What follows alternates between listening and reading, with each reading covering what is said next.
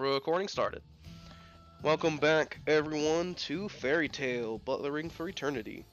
Last time, the party got introduced to the manor and as the staff this time instead of the patrons, and they went about participating in their evil plans to get what they wanted. Now, the party is continuing where they left off in the first day of the manor arc. So, start things off with. Last time, Eddie, you interacted with the Queen for a brief moment. You interacted with Okasa and Icurcio for a moment. Then Amos, you interacted with Gwendolyn for a time. Then you interacted with Missus for a time. And Push, you interacted with Dick for a time. And then you interacted with Miss Us and Ramiro for a little bit. Pruderi has not currently interacted in the morning slot. So with that in mind, I think it would be fair to start off with Pruderi in her morning slot. Okie doke. So you're intending, if memory serves looking at the cheat sheet notes, for Pruderi to interact with Flora, correct? Yeah. Alrighty.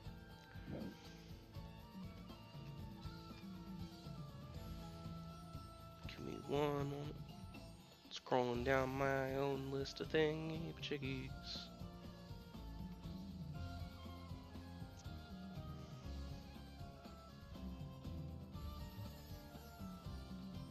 I mean, we think this is an arc about, like, political maneuvering, but it's actually, where in the world is Lady 42? Where in the world is Lady 42 now? If she's dressed as Carmen Sandiego, all mistakes will be forgiven. No, she's actually sporting a striped red and white She's pullover. Waldo!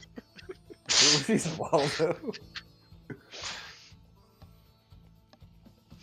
Alrighty, so Pruderi, you make your way over into the library, having seen that Flora says her schedule says she'll be here in the morning.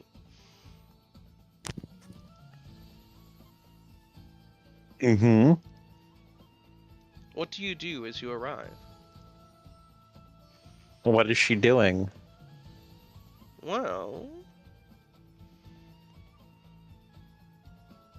as you arrive, you find that Flora is currently sitting and reading right over here by herself.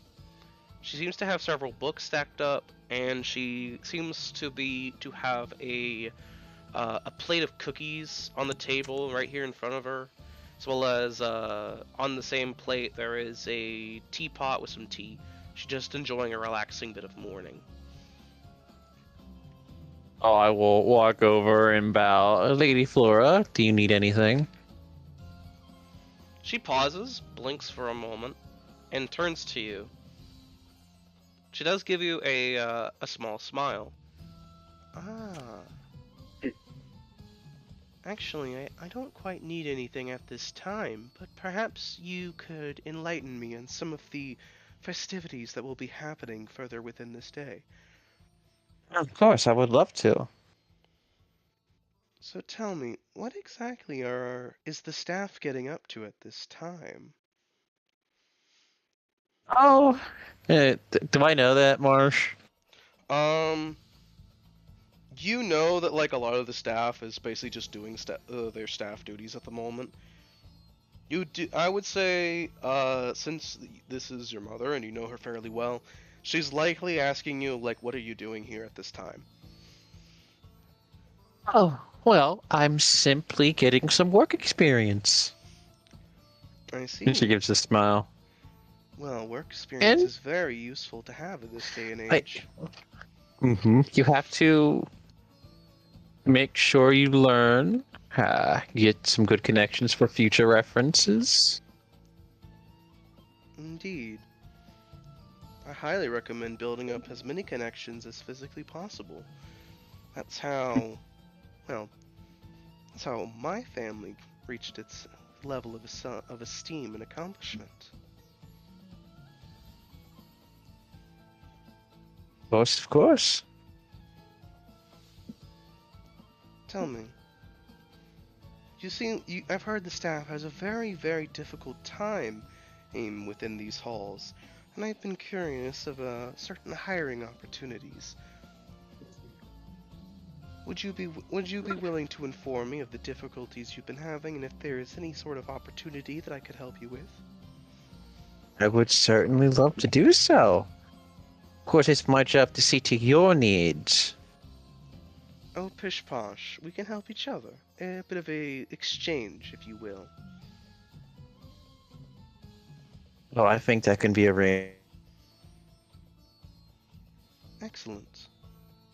arranged. Then to start our new business deal of sorts, please sit. Take a small load off. It would please me a lot if you would. She will sit down.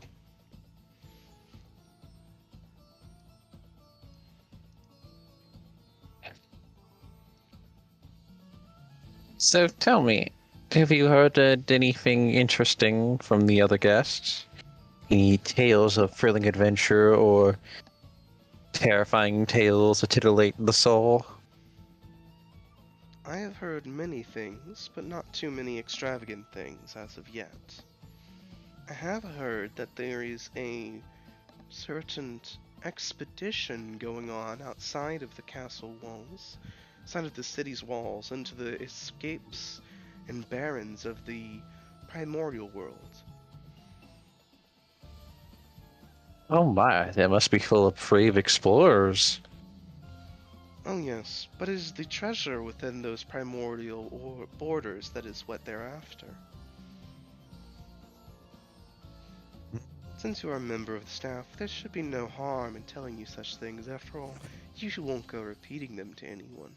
That would displease Of me as a member course. of the clientele immensely.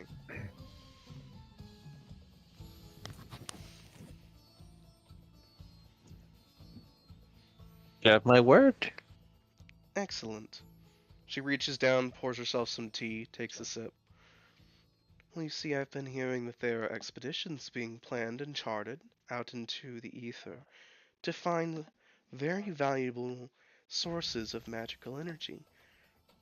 Very rich, dense concentrations of arcane magics bundled into a crystalline, almost shell-like form. Some might hazard to call them magical eggs. Oh my.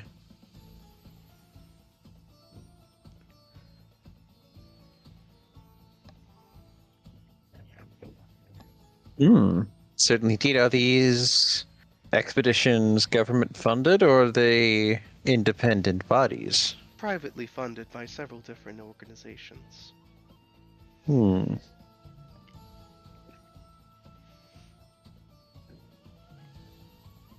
It is interesting.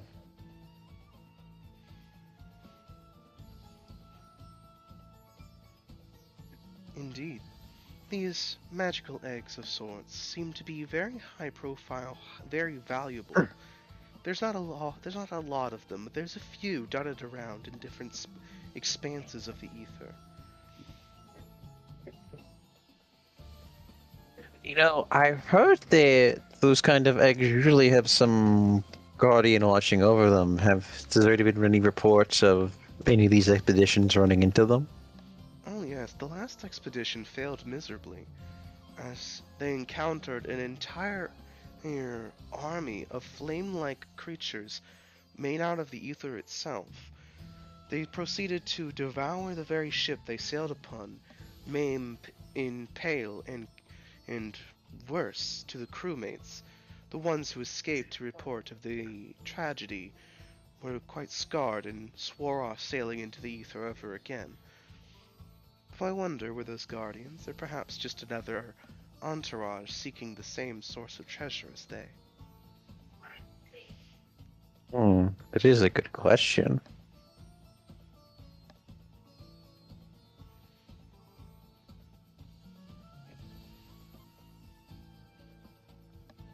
What of the other guests? Have you spoken to anyone? I've heard of Lord Romero. He was sustained a very severe injury. I hope he's recovering all right.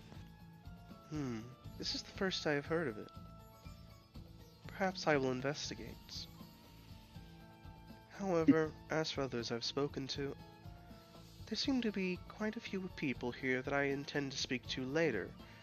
Perhaps tomorrow I'll spend time communicating at some point with one guest who has not been here for some time but has made a surprise appearance.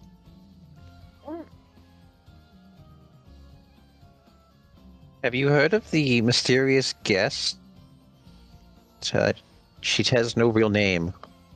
I think they call her by a number. I've heard whisperings about her, but I've not been able to meet her myself. I believe you're talking about the esteemed and infamous Lady 42. Ah, yes, her. Well, if the staff do not seem to know where she is, I do not understand why I would. However, last time I ran across her was the last time I was here. She was wining and dining with a bunch of the nobles of many different realms. One's especially close to the royalist faction at the time. She led a rather large entourage of these nobility into a meeting room where I was sitting and waiting to have a business meeting of sorts with her. It is interesting indeed.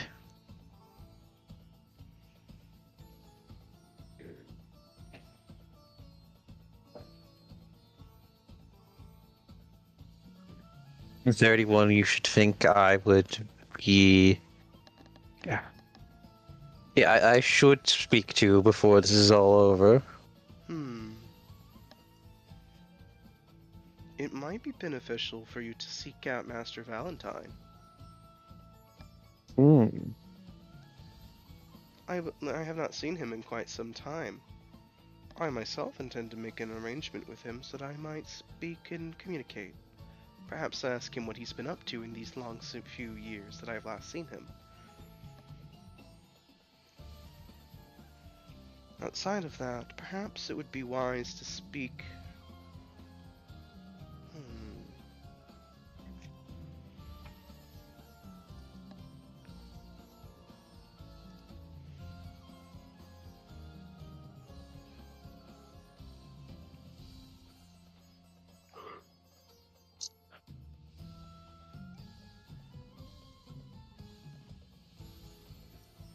Perhaps speaking with either Countess Carmela Belnatus or Sagittarius Hunter could be of use.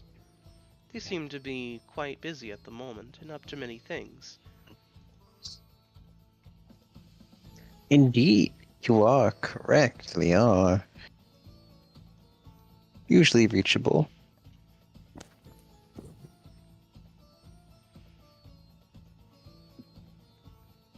Well, what of you? Was your journey here uneventful? Was it pleasant?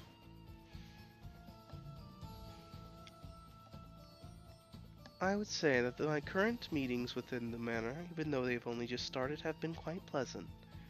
Present company included. Good.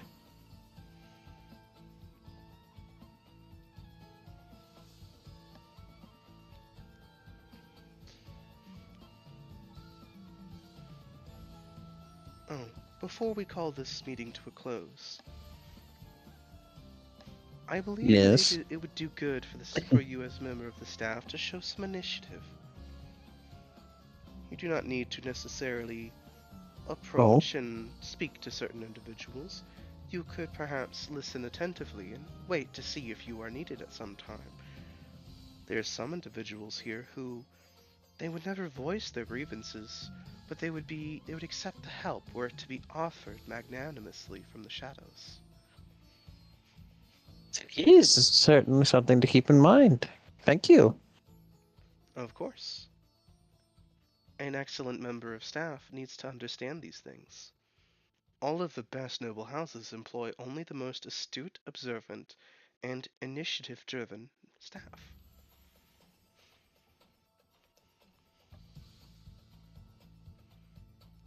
I think this conversation has been very enlightening. Thank you, Lady Flora. Thank you as well. And be safe, will you? I'm sure You there as well. are people who know you quite well who would be very disconcerted and disheartened if something were to happen to you. Same sentiment applies on you, Lady Flora. Of course. Do you need anything? A refresh of your tea, perhaps? That would be lovely, thank you. She will nod and presume to get her some more tea. Excellent.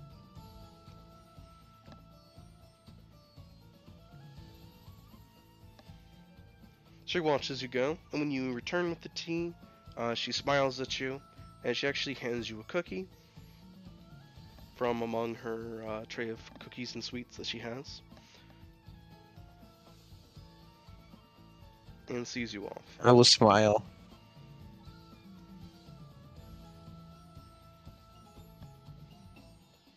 That moment when Frideri has information that could be of use to her brother. Will she give it to him? That is the question. What would it cost him? The classic sibling dynamic. Your soul is mine.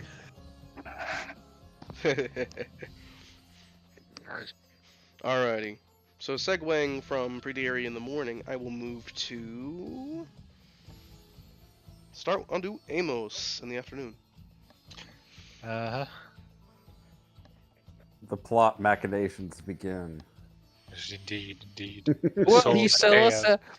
How will he sell us out to the succubus this time? I certainly would sell you out. I wouldn't do that to Eddie. Because Eddie's right, right? Yeah, that's right. I'm on Eddie's side. We just need to shove Push in a locker and start beating him up. Well, That's our I next won't move. sell you out just yet, because I'm still that's waiting a good on way your to go. damn mom to give me my spears. GM fucking wake up. Hey, look, throwing Push in a locker, beating up is a good way to go deaf forever. Fair. But I'm wearing protection. I have a new tattoo. It says sound resistance. No, it's just a soundproof. Like, yeah, good. Bye. No, but Little yeah. does Eddie know that by applying the tattoo soundproof to himself or sound resistant to himself, he has now also made himself deaf unintentionally. But he's immune to sound-based effects. I mean, he might be dead, but like you can just remove the tattoo anyway once it's done. So. But yeah, no, back to the main topic at hand. Though. So yes, I've done with the Missus thing, and like honestly explaining the whole plot to her. Probably took a few hours anyway. Mm-hmm. So seeing as how it's afternoon, and I know exactly where I'm going, before going to the main hall, the main dining room, I'll make my pit stop at the servants' quarter. And then, yes, prepare a pitcher of water. Doesn't say cold water on the schedule, it just says water. And a glass as well. And I'll make my way to Glacialis.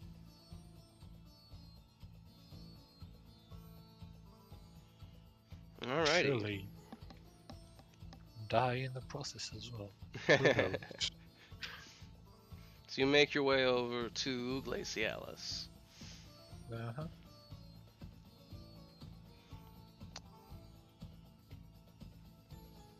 So, well, yeah, given that he's probably reading and that, and how we're supposed to conduct ourselves. We'll go to his table and set down the glass of, well, the empty glass with the coaster, of course, because you don't want to damage the furniture. So when you arrive, Amos, you find that he's sitting there with a folder open in front of him You see him turn a page as soon as you begin to arrive. Mm, not too bad. I have my 20 perception. This doesn't got us, this is Amos. So still perception was that. Yeah. No, no, Black. I'm not an idiot. I know he was reading something I wouldn't want to see. Do you Well, I want to would try want to to see? see. Do you want to try to see? Well, problem is I can't. Like I wouldn't try. Well, I could try, but it's a bad idea to do it right now. Okay then. So I'll just I'll do it in silence and pour down his water. Then once I'm done, just stand back up, bow, and essentially wait on the side with my pitcher of water.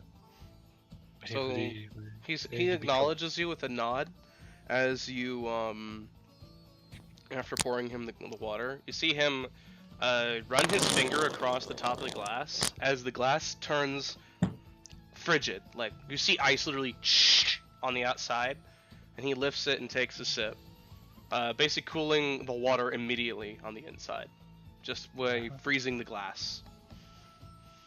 He simply continues to drink the water. Every so often, when he runs out, you see him tap one finger on the edge. Yeah, he does what he does, so I'll take the hit and then, just pour another one. This continues for, I would say, about 15 minutes before you see him put down his pen and turn briefly to you. Not looking at you, but more looking in your vague general direction. Tell me, do I know you?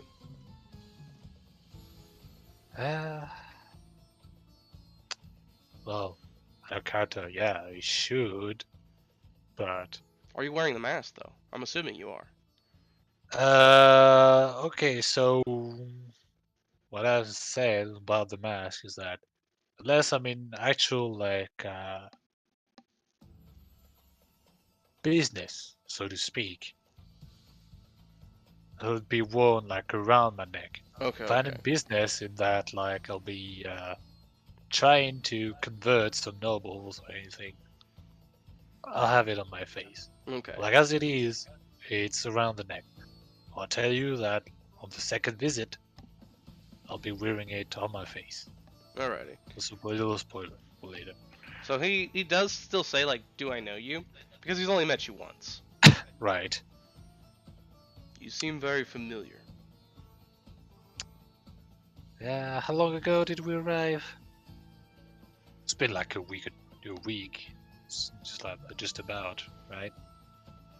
Let's see, I believe it's been about a week or two since you first arrived, but then I would say it's been about another 2 weeks or so, or maybe three, so like a month and a half fully since you arrived, because the 2.5 weeks were what was done as the preparation for the manor.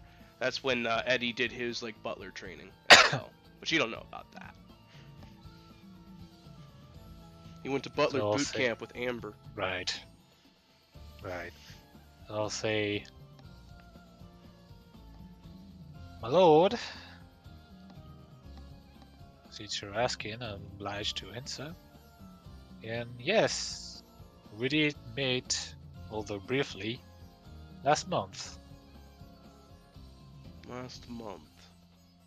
Tell me, would you have been one of the individuals that I checked into the front gates?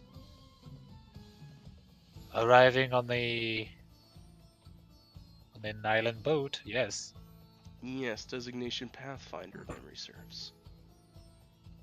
Right. In fact, you arrived after one of your colleagues checked up on us.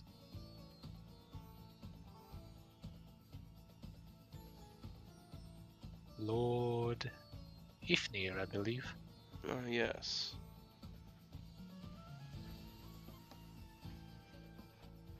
Pardon the misunderstanding, then. I have had a rather full schedule as of late. Please, take a seat across from me. I wish to get a good look at you. I won't be forgetting your face again. Oh, I'll oblige. So, I'll sit down. It's like looking straight in the eyes. He looks at you right back. Make a will save, actually. Iron will save. Oh yeah, right. I do have that. What's my? Well, yeah, only 2. That's 4 dice then. Although depending on like what he does to me, I might call up on my chaos stuff. But that's 12. a 12. So Depending you on what it begin says. similar to Nin, when somebody who has a very powerful presence of Nin begins to like crush you with it in Hunter x Hunter. Uh-huh. You begin to feel this strange, overwhelming presence as you lock gaze with him. But you do manage to just like as you feel it, you're able to break it from like crushing or trancing you. And when you do so, you see him give you a very small smirk. Uh-huh. I mean, I say I imagine we both working at the same time, because like I know what he tried to do, like he knows like what I did. So it's like both sudden realization of like, oh yeah, I see what you're trying to do. Like, what kind of game you playing? Like, too bad. It's the wrong kind of man.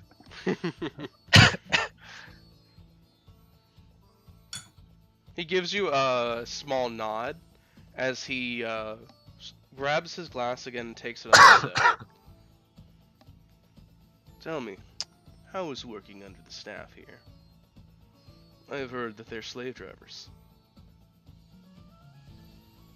Well, we'll take some time to get used to the schedule and rhythm of all the work, but it's not as bad as you would think. Not as well now. Though, to be honest, I'm kind of dreading the evening, as it's usually the busiest, but till then. I see. Well then. For business sake, I would like to inform you that the Haraldson family is considering hiring certain individuals of special skill sets. Should you be interested? He suddenly, from his sleeve, he just extends you a card. Uh-huh. So before I take it, I just want to know, because it's Dick. Do I sense anything from the card? Let's see here. Let me look at your sheet real quick. I need to remember how your stuff works. Let's see. Yeah, like, yeah, would I sense like any magic or something? I like, fucking insane level mage anyways, right? So there is, okay, so here's what's gonna happen. So Uh-huh. you go to take it, not feeling any magical effect on it, but you do see, so funny enough, one of the staff actually trips, knocking over something, which splashes some water on the card. The card shimmers slightly and is not wet. Uh-huh. Can't help but feel like you lucked out.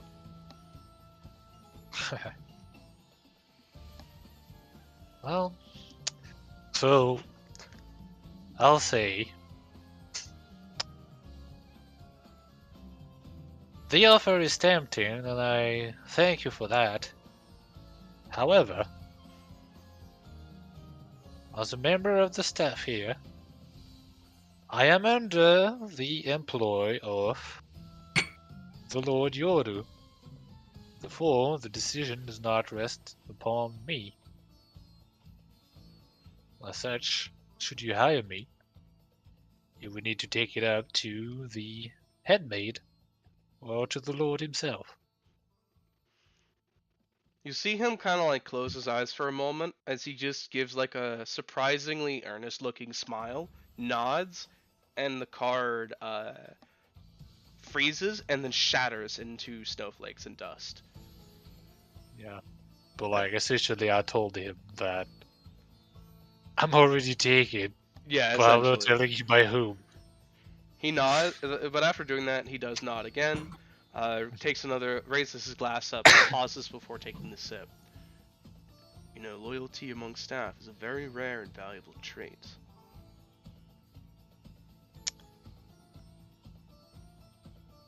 Well, it is, but I do know that from certain members of the staff I know, they would have something else to say, but that's a discussion for another day. Well, would you allow me to ask you something else in return?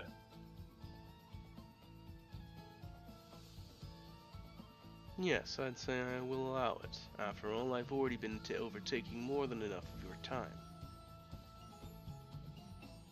Right. Well then, since you mentioned our meeting, well, previous meeting, at the gate of Yggdrasil's Landing, there has been something you said that day that has stuck with me. And, well, to be completely transparent, the reason why I'm tending to you, as of now, was to inquire about that thing you said.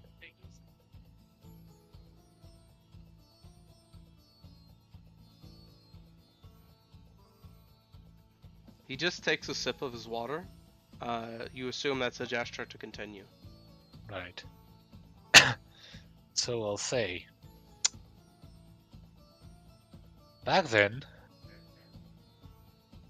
you mentioned that you were taking care of the affairs of your half of the city with you yourself, your lord, Lord Ifnir, the others, as well Fuchisho, and a certain Fiora Trotsky. And confirm that you've done that for the past 5 years.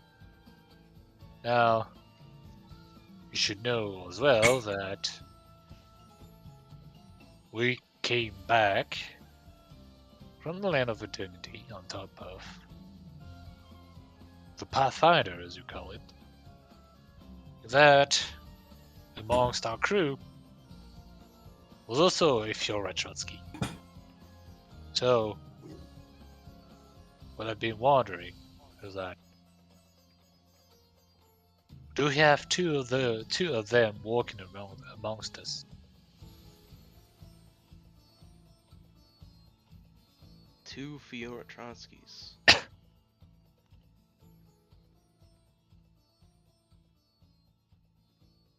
Not to my knowledge, no.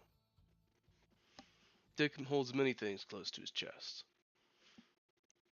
If he has perhaps two Fioras and perhaps they're twins with similar abilities, he would know and I wouldn't.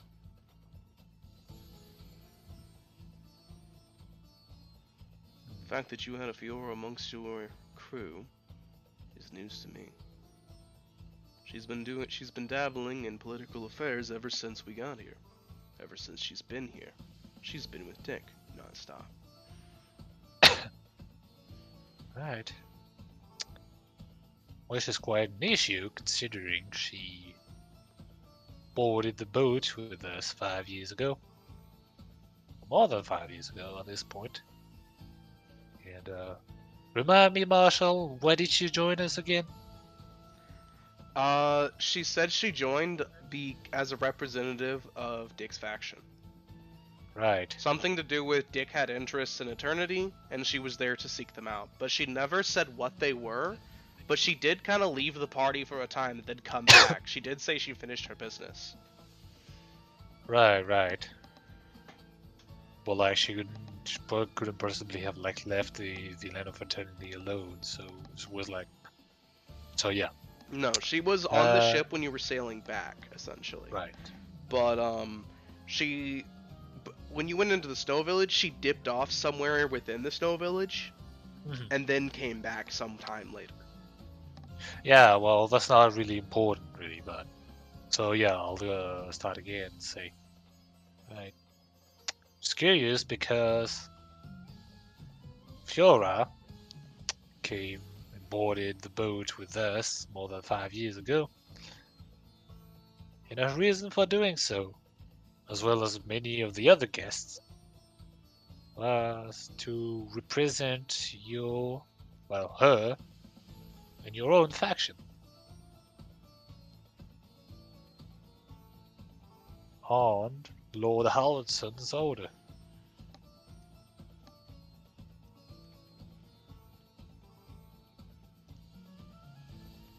I recall mentioning the deck should do something similar, but I remember being blown off. So clearly, we have two versions of a story that don't exactly line up.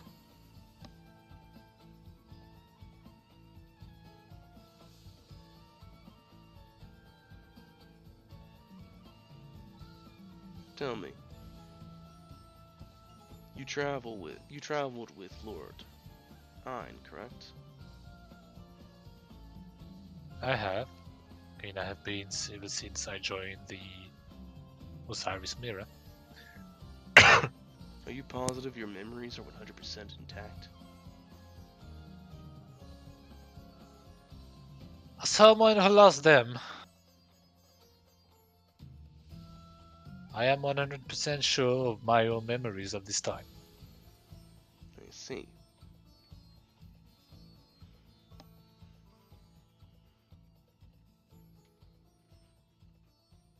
And should you ask any other of my traveling companions, they'll give you the exact same story.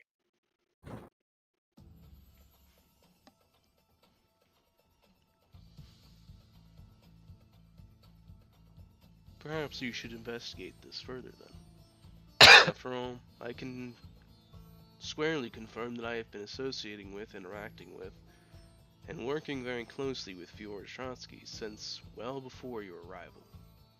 She has not left for eternity. Well, Yet if your story is to be believed, she was working closely with you within eternity. It might be interesting to investigate this.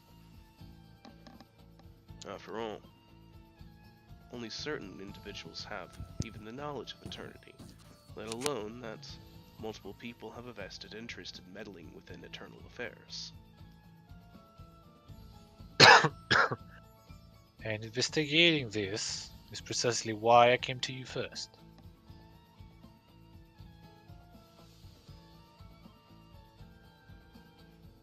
On my honor as a Lord of Hell, I can confirm to you that I know nothing of more than one Fiora. I consider myself an honorable individual.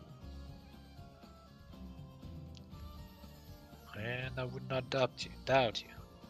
But you've given me enough so that I can work with it and investigate further. But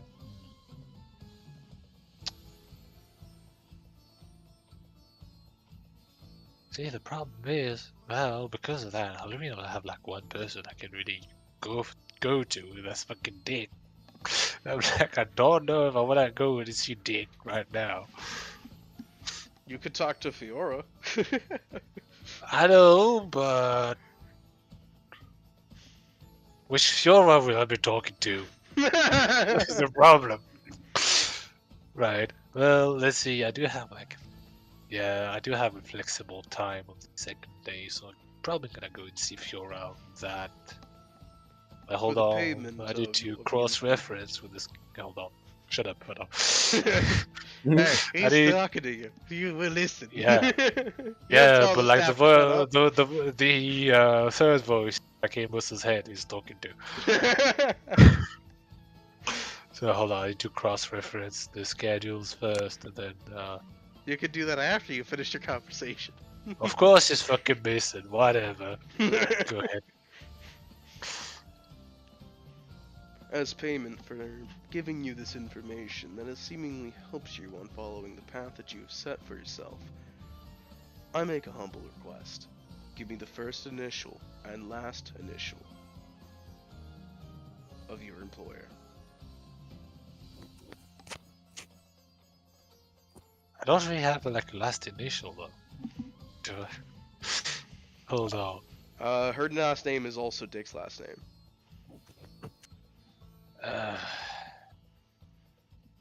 Should I? I mean, let's see. Like, I'll ask first. Like, has he been looking at the mask throughout the conversation or not?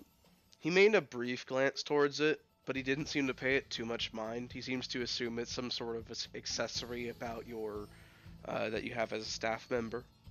Many of the staff are allowed to dress kind of more how they please, so long as it's some form of servant attire. Uh-huh. So he probably is. Gosh, really. So like, yeah, like, he's an announcement, but like, I'm not sure if I want to drop it right now, but at the same time, so.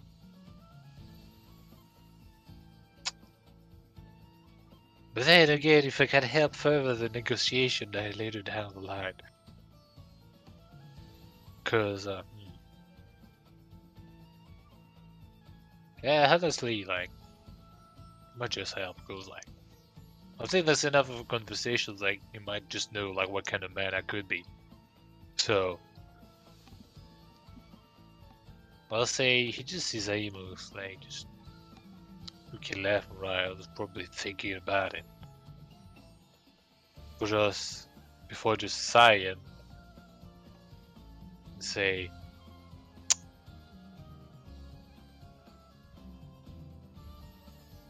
AG. So the last initial, you probably already know it.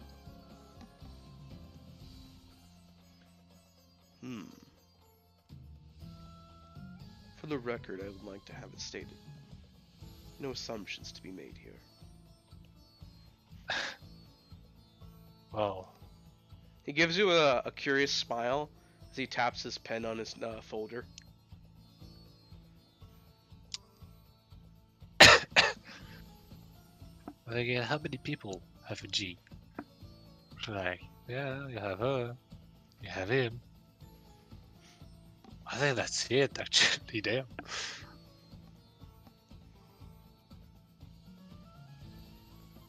You said there's someone else. I swear there was like, maybe not.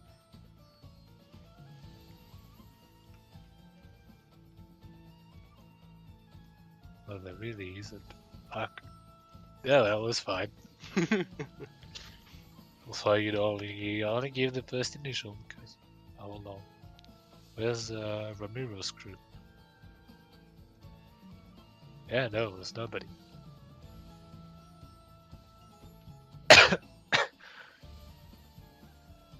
That moment when the villain is when one of the villains has a very loaded question.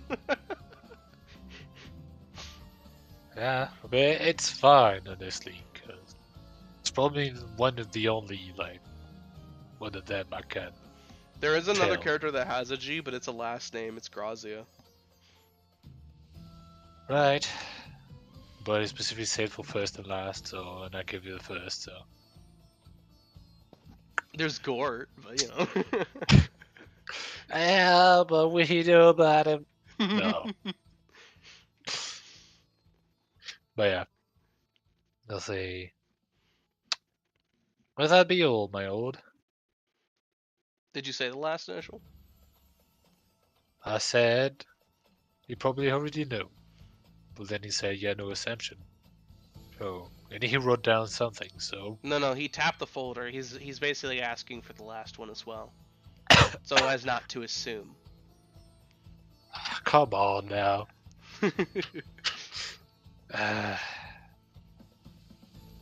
Right then. Suppose I'll just come out and say it. First initial G, last H. You see him actually briefly flip open the folder, write something down, and then close the folder again. Thank you.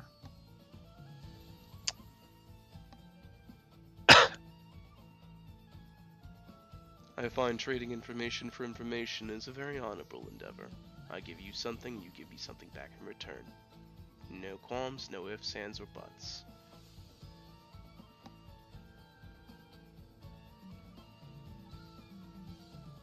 I wish you luck on investigating into this body double situation.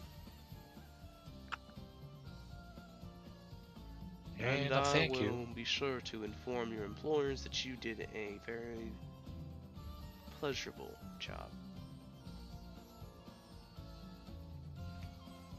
And I thank you for according me your time.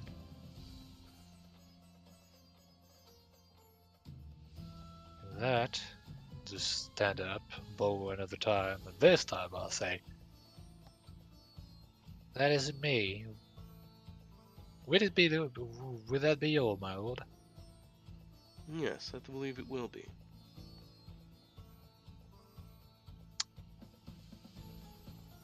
And I'll leave. Just like, cast a side glance as Ava since he's on the way. Cause, oh, maybe he listened to all this, but not. As you cast a side glance at Avum, you see him folding up a piece of paper that you just barely catch him having picked up off the floor. He's folding it and tucking it into his pocket, essentially. Always tempted to chaos magic it. Can't be trusted.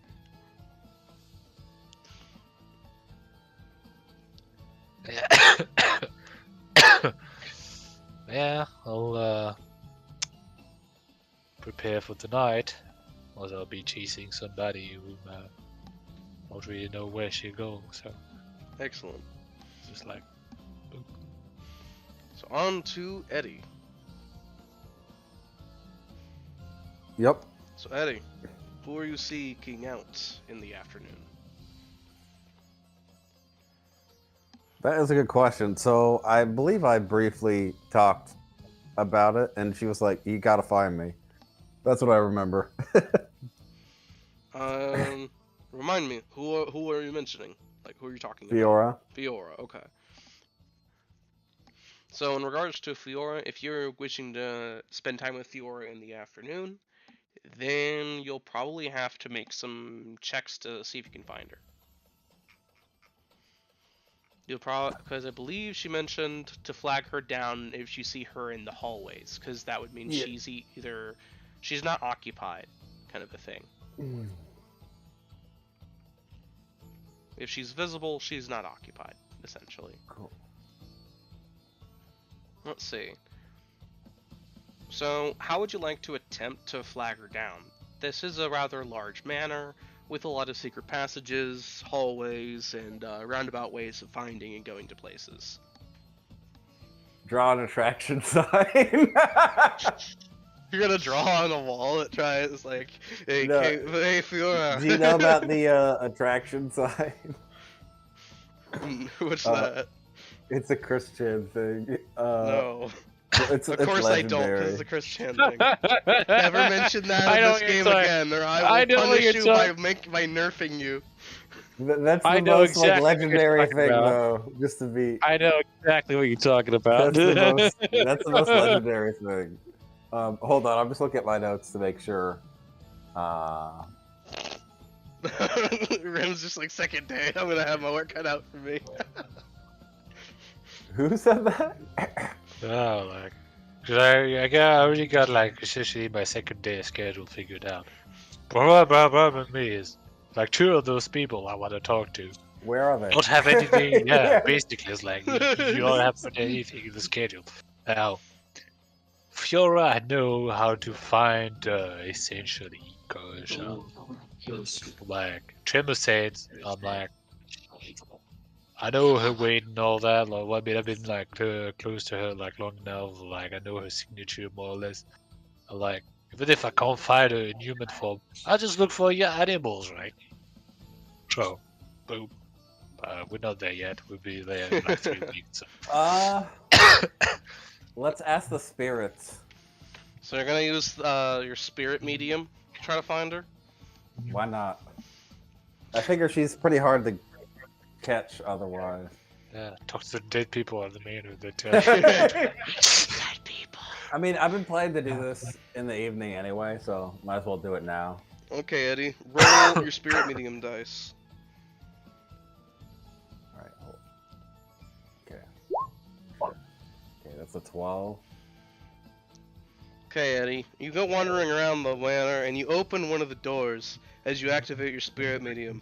Suddenly, you see two small, schoolgirl-aged children standing next to each other at the end of the hall. They say, "Come play with us, Eddie. Come play with us."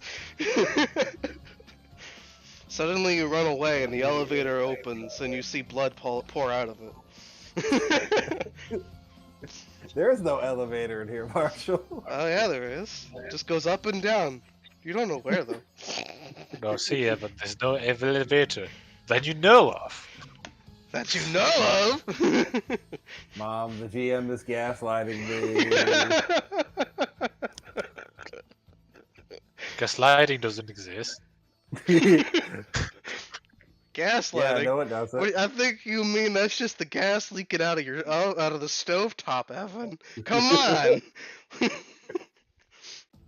Giving me so much shit.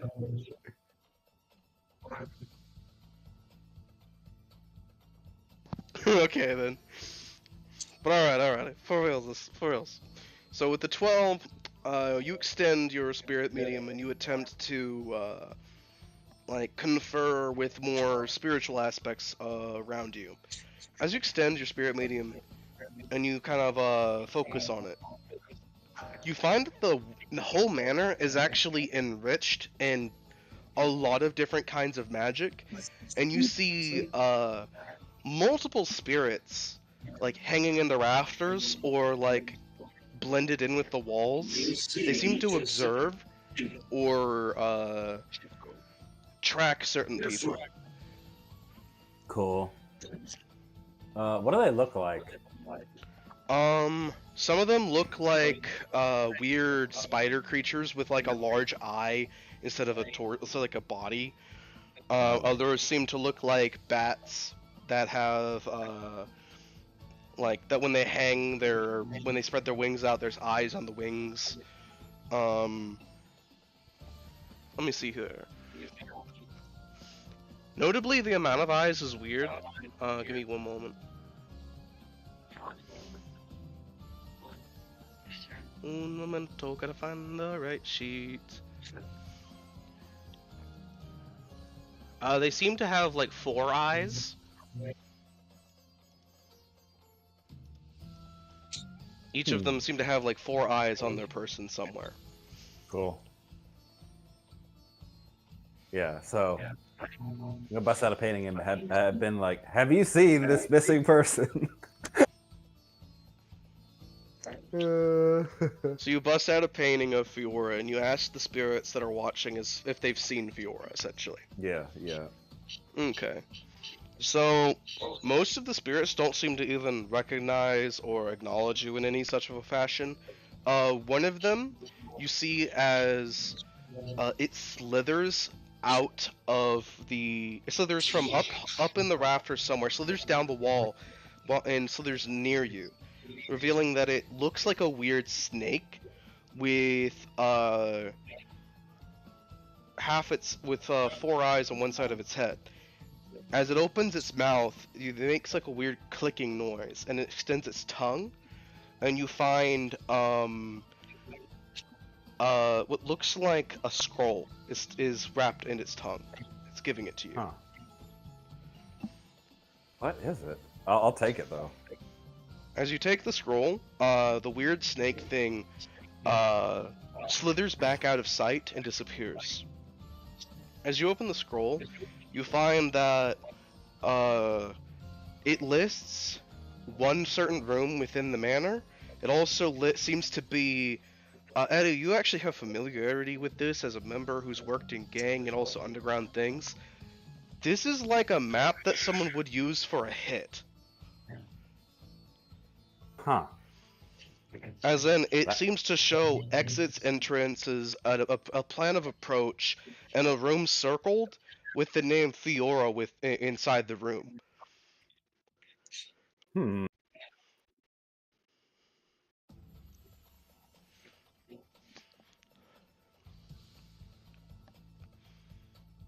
As a member of the staff, you do know how to get to this room. Okay. How they? Yeah. Yes. Oh, I'll say thank you. I'll just go around like all business like. I didn't bother any of the guests, so Alrighty. double plus. So you're making your way through the halls. Are you being stealthy or are you being like normal? Do I have to be stealthy? You would assume that if this is a weird hit on Fiora, that it might be wise to be stealthy. Hmm.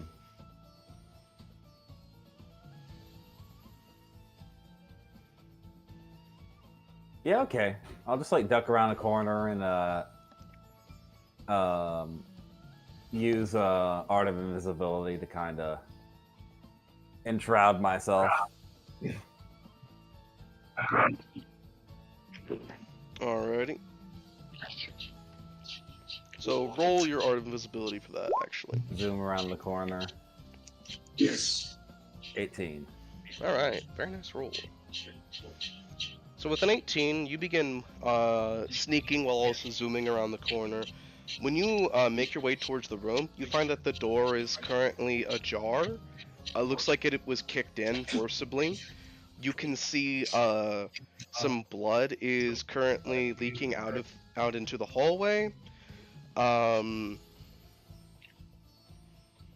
inside the room, it seems like the lights are off. Really quickly, intuitive. Am I being set up? Roll intuitive. Would you like to? Or Would you like Sixth to try Sense? something else on it? I don't know, like Sixth Sense maybe. I'm not sure what would be appropriate here. I believe your Sixth Sense is like for justice, isn't it? Or is that Yeah. something else on your sheet? No, so that's just something I have a Justice Sense. Okay. I have a regular Sixth Sense. Okay.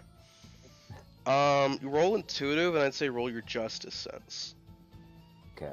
I think that's something you do, not something I do. Right. Yeah, so Okay. you do have a justice sense. So roll intuitive, and I'll factor in the justice sense. Correct. Okay.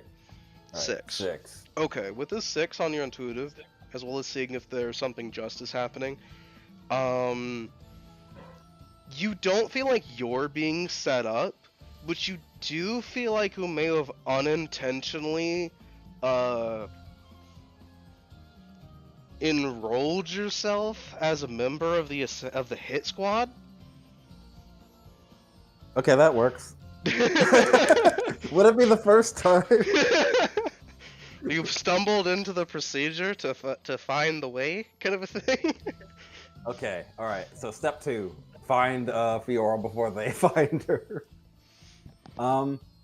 So I see blood and the lights are off. Let's see.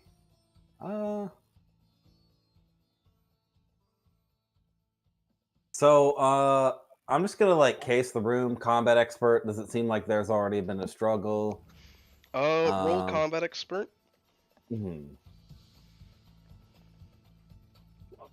10. Yes, you can tell there's very clearly been a struggle within here, even though it's like been set up like somebody slipped and fell and died by cracking open their head in here. There was a fight in here. Well, shit. Okay. Recent? Within the last few hours. The person that is currently dead, laying in a pool of their own blood, looks to be some sort of fat cat government official. You know that they're actually, as a member of the staff, you know that this is one of the clients. They were believed to have been a royalist. Okay. Well, that's not good. Well, this doesn't come up very often, but Knowledge Underground, if I were an assassin... Let's see.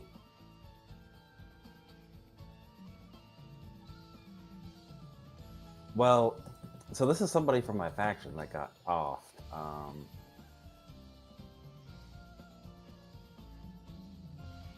It's strange, because on the hits piece it said they were trying to hit Fiora, though. So assumedly know. Fiora was in this room.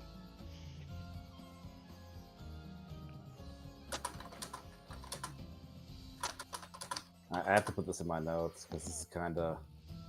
Question mark, question mark, question mark. Killed recently. And the lights are off. Well, okay, first thing, do I even see anybody else in the room? Let's see here. Make me a perception roll. Mangenkyo Sharigan. Okay. If you would like to extend Sixth Sense to sense like magical effects with this perception combined, I would allow it. Alright, let's do that. 24! 6, 12, 18, 24. So with a 24 already, as you kind of like you don't Sharingan it, you don't Mingekyo, you just Byakugan, you see everything, even the chakra points. Byakugan's the superior dojutsu. Yeah, so, you know, I karate chop inside his body and wreck his dantian, so now he can't use spiritual techniques anymore. But alrighty, as you extend your sense, you can actually tell that there is a bird in the rafters, and that there is also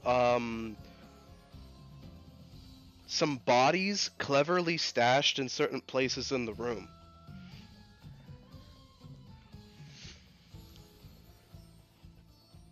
Like, in the drywall? Like, what are we talking here? Kind of in the drywall. Like some have been like Fuck, stashed dude. into like servant like or service rooms, kind of a thing. Places where they could be cleaned easily later. Okay, and these are royalist guys? No, you can't tell what they look like, but they do seem to have are covered from head to toe. At least with what you're able to look at them from where they're stashed at the moment. No. There is also have- a living bird in the rafters right now. Okay. I'm pretty sure what's going on here, but man, I'm actually pretty perplexed. This is not what I was expecting at all. The Okay, bird is so also observing you. Is it the crow? It is not a crow. that's actually an excellent question. It is not a crow. What you can see, it looks like a songbird or something. The kind that one would keep in a cage as a pet or something.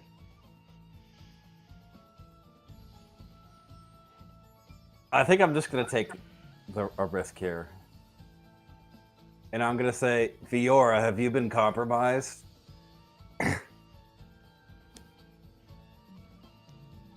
So you say that aloud, and I wouldn't know what her code name is, so.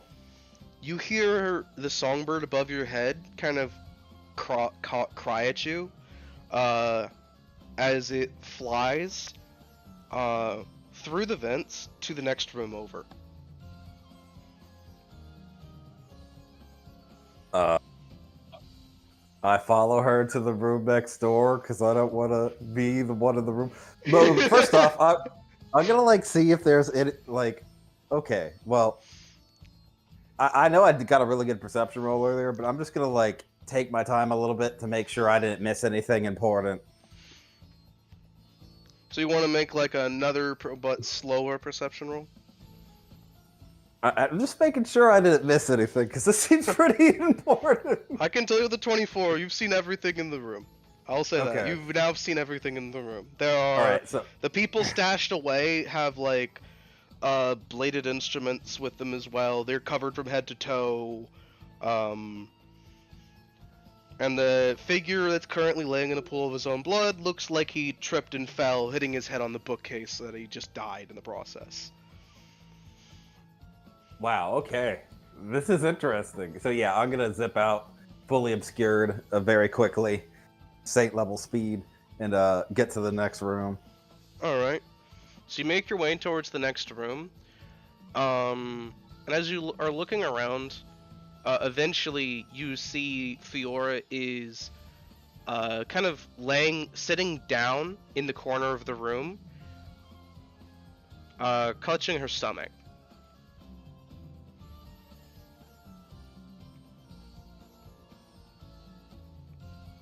Trying to think. I guess I could tattoo myself, but try to get healer. But yeah, normally I don't have any medical ability. Yeah. No hospitals, no police. But yeah, she's currently sitting on the ground. Her blade is within one of her hands, ready to be drawn. She is bleeding from her stomach a bit, where she seems to have a rather deep stab wound.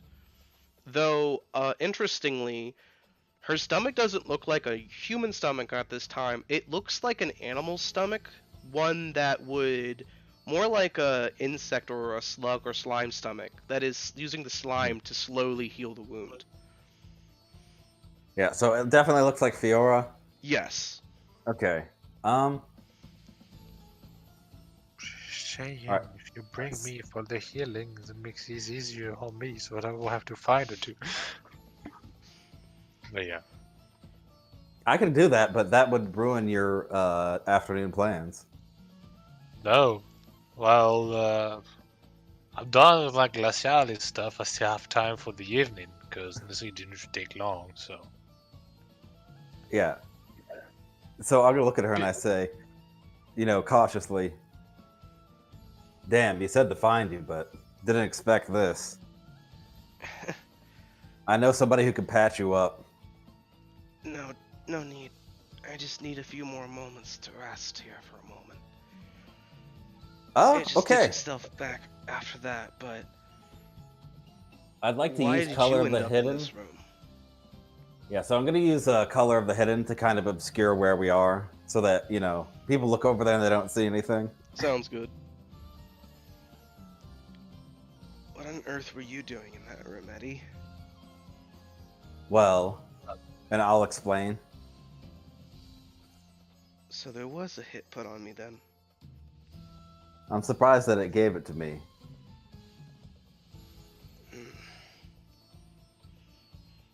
Well, looks like you were in the middle of quite the struggle. Had you arrived just a few moments earlier, you would have probably seen me gutting those men with my blade and stashing them. I succeeded in what I was supposed to do, but I didn't expect them to try to kill me on the spot and then frame it as a murder-suicide. And who exactly would want to do that? Don't know. Likely one of Dick's political opponents. That could be anyone. That's why I choose not to worry about it. Not my first time nearly being assassinated. Definitely the closest they've come to succeeding. I hear a you. lot more people there than usual. Well, the question is she how was could attacked by about like 10 people. Yeah, I'm like, question is how could they get people powerful enough to do that? Got to be somebody with pretty big britches. Naturally. Kinds of people who could afford to find assassins in this day and age, and then not only pay them, but pay 10 of them are few and far between. Would have had to have been a high-ranking official of some sort. Hold on, I'll be right back. Yep. I kill the dogs. Dang, this is not what I expected, guys. Twist already. I do. There's a goddamn body double of Fiora going around. Of course, they would want to kill the original. No, I mean, her getting an assassination tip is, it's like a nothing burger. Like, of course, they want to kill the assassin. But it's the fact that, like, 2 different factions were involved that irks me. Uh-huh. And that there was an open invitation. That's some bad juju. Yeah. Honestly, yeah, because during this, I might just switch up, like, Alan and Fiora in the second day schedule. Might just be... Because, I mean, they both have, like, unknown morning and unknown evening anyway. Yeah. So it doesn't matter. It's just like... Yeah. The sooner they, like, inform Fiora about that, well, she probably already knows. Alrighty, I'm back. The sooner we can work Okay. together about that, with that. Why were you looking for me, though, Eddie? What can I do for you? Well, I've been instructed by my employer to find somebody named Lady 42, and I figured you would have insight about the night crew. It seems that that is more important than I thought. Uh-huh. Just... There is no night crew, Eddie.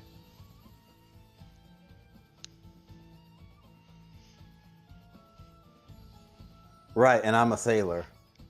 I mean, aren't you? Well, a past me was, but that's kind of complicated.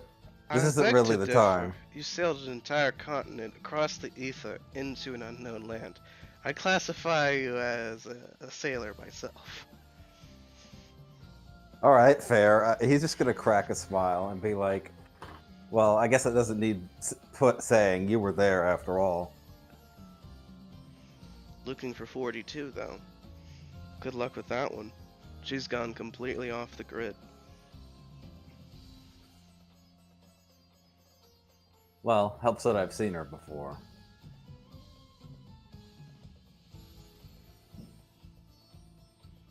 So I'm just gonna look and I say, I guess you're trying to regenerate here, but we should probably... I know a guy. He's really tight-lipped.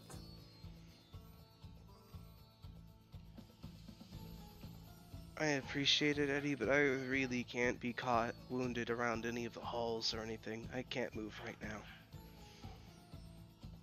But I can. And I'm really a lot sneakier now. If you promise me that this person is gonna be tight-lipped and actually keep things confidential, then I'll trust you on this. All right? All right. The question is, how am I going to do this? Because I feel like just teleporting to where he is a bit much. Well, I mean, Amos is probably just wandering the hallway right now. Yeah. Like, let's see if you just teleport around. Like, oh, Eddie, how you doing? Oh, hey, Eddie, what's up? Yeah, so I'm just gonna like return to the hall like I'm a normal person and look for Amos.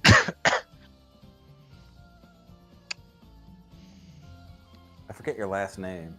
Does Amos have a last name? Zodiac. Yeah, I do. I have many names. The problem. Lord Consort Amos Zodiac.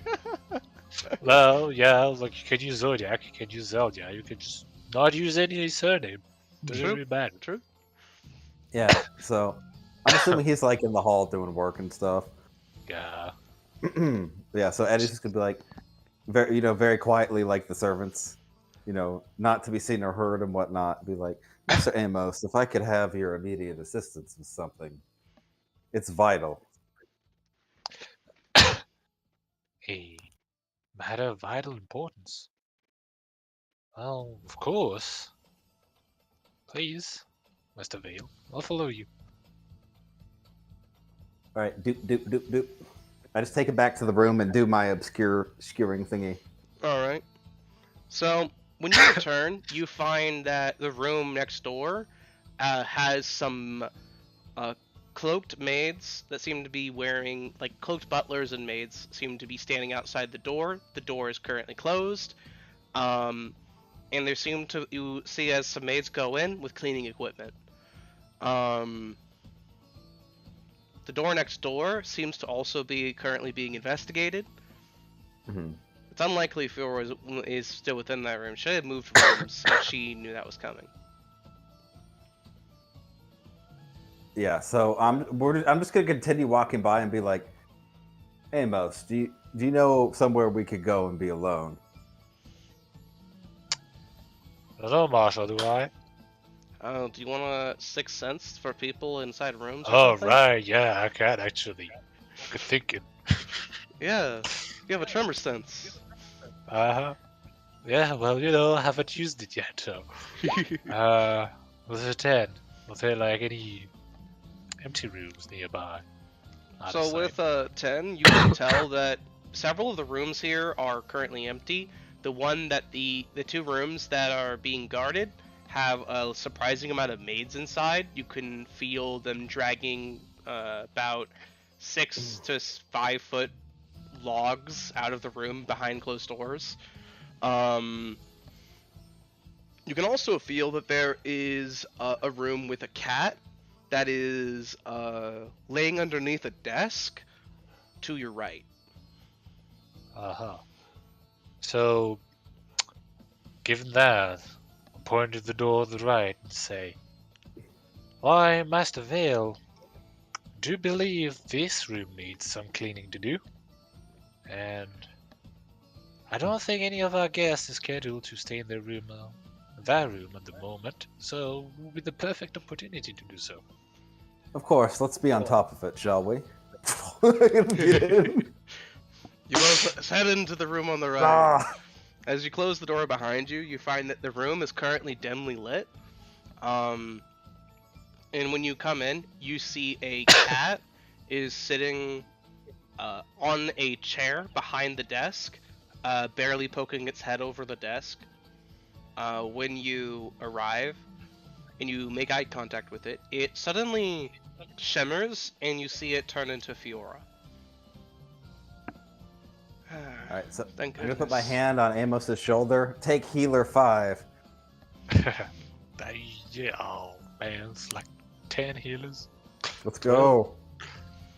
So, yeah, when she transforms, I'll probably see the wound then. Like, Yes. Eddie, notably, the wound before was extremely deep. It looked like it went straight into the lining of her stomach, like somebody stabbed, trying to pierce and cut her in half. Currently, it's a lot more shallow, but it still looks very bad. Yeah. All right. I'm gonna, obscure the colors in the room. And yeah, like as you apply the tattoo, I'll nod in acknowledgement. Then go to Fiora, start doing my sad level healing. Alright. And as I do that, I'll say, "Well, it does only seem me the trouble of fighting you for something I wanted to ask, so." Well, currently I'm a bit indisposed, so perhaps we can make some sort of arrangement afterwards. Oh, is healing that an arrangement enough? 18. Mm-hmm. So you actually do manage to heal her wound back to mostly normal. You know that she'll be a bit sore afterwards, but she won't be dying anymore. She's stable. When you finish, she slowly does like a bit of she leans forwards, winces a little, sits up straight, slowly puts a hand on the desk and tests her weight on her legs before nodding and sitting back down. Well then, I suppose one good favor deserves another. What can I do for you? Let's see, do we want to do like Eddie's stuff first, or should I go ahead and like ask away and then? You're doing kind of like a Oh. joint time slot, so Yeah. you both can interrogate her together. Fair Well, enough. given that no, it's like I don't know about the assassins yet, so I'll start and say, well, earlier I was talking to Lord Glacialis about you, actually. Really? Right. Well, before I start, I want to make sure you boarded the island with us went to the land of eternity, and with us, of course, Yes, within I 5 years has passed. Yes. Yes. We all sailed there together. We sailed back. It was a eventful occasion, to say the least. And you were there on Dick's behalf, correct? Yes, I was. Uh-huh. You see, I asked because the first time I met Glacialis was at the gate of Yggdrasil's landing, and he told me that in the past 5 years he was working together with Dick's entourage, and that included you. So, of course, I inquired about that, and yes, he did work with you the past 5 years, as in physically with you. So, I wanted to ask you about that. How is it possible that we're at two different places at the same time to that extent? It seems you've met my evil twin. All jokes You joke, aside, I but really I'm don't just, know. I'm just gonna raise a brow. I mean, you joke, but that might just be that. Body double of sort. If I have a body double, I don't know anything about it.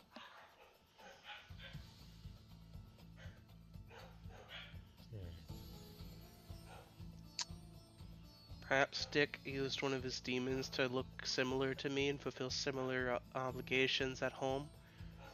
Keep up some sort of an illusion that he hadn't sent his most trusted official off on secret duties. I wouldn't put it past him. Right, but Glacialis also advised him to send you. So, now I may not know them that well, but I would find it weird that Deke would hear him, but not do it, or at least give the illusion he didn't do it. The business Dick had sent me on was confidential. Incredibly hush-hush. The less people that know, the better.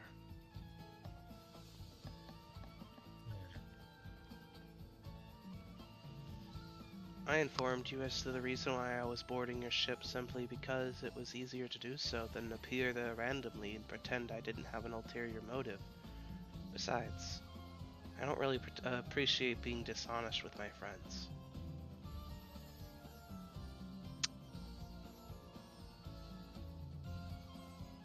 But that brings on another point, though. Because if Dick would have done that, would he have informed you, the time between when we arrived and now? Potentially, but potentially not. Dick keeps me informed on a mission basis, and he informs me of anything else that could prove to impede or perhaps benefit me on my missions. He pretty much tells me precisely what I need to know and nothing else.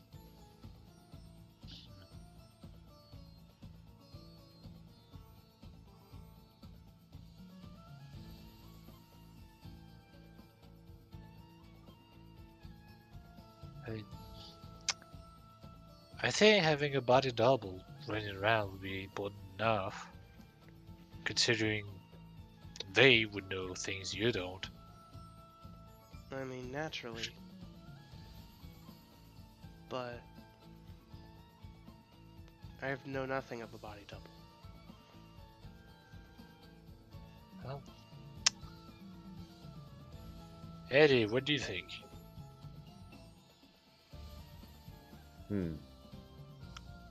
When you've seen this double,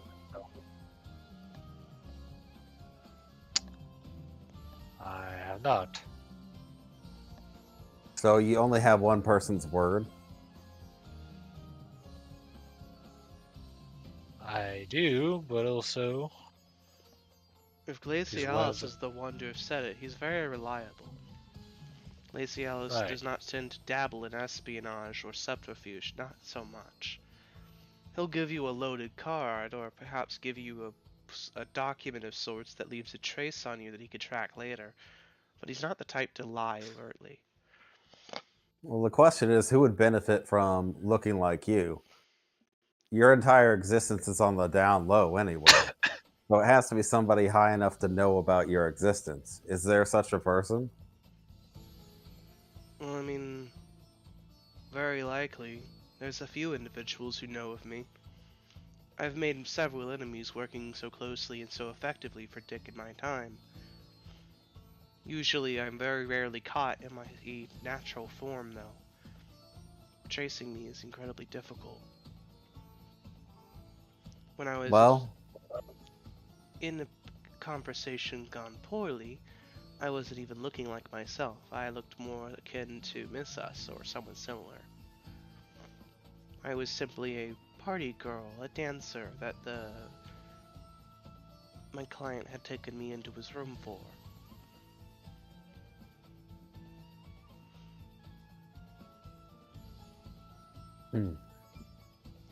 so I was going to think about it. He says, well, why would they want to corner the cat now?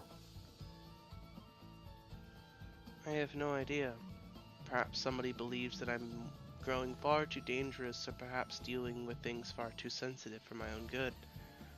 Perhaps they believe removing such a vital asset to Dick now would be more beneficial later. That seems reasonable, but why now of all times? Everybody is considerably more alert. Now is arguably the best time to sacrifice the key pawns within certain factions. For all, never have the factions been more tense. Never have multiples of their best agents been gathered within the same locations. If you wish to assassinate or disrupt and completely cripple an organization, now would be the time to do it. Well, that makes it my business. I'm just going to say matter of factly. You see her give like a small sigh while smiling, but shakes her head.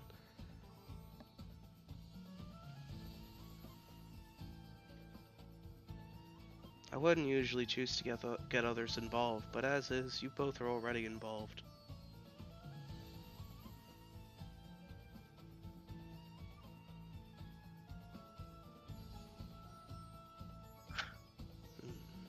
So it seems. It's been quite a while since we've worked together. I have reason to believe that it's very likely that the Mortis Age faction are behind the assassination ploy. And while I cannot confirm it, my current sleuthings into their organization has found that I believe they're currently under the employ of a mutual enemy of ours. Uh-huh.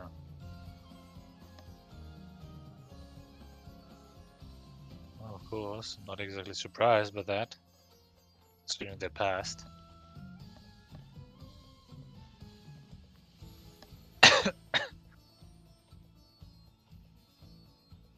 Why, I'm pretty sure they always end up running up to him in the end. Perhaps. But They're information brokers, assassins, cultists, you name it. They work in the same line of work that I do, but they're more nefarious and covert. Well, if your suspicions are correct, that bodes poorly because that means they have people in the staff. I saw the cleanup crew. The cleanup crew was fairly standard for this place. A mess was reported, though I don't know by who, and they walked in, found the disturbance, and began cleaning, making it as if it never happened. They didn't see the act in the process. They didn't see anything similar. They just saw a mess, and so they cleaned it.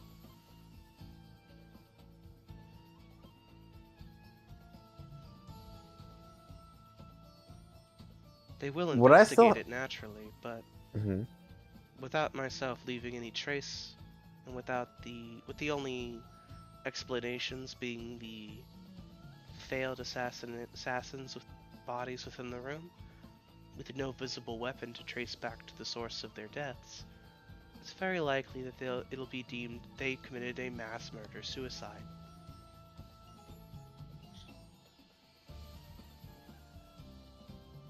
And I doubt information about this is going to get out at all. I'm just going to think about the snake that like gave me the letter. Like, would I still have the letter? You would, probably. Yeah, so I'm going to take out the letter and be like, well, my concern is this. They probably know that I took the letter.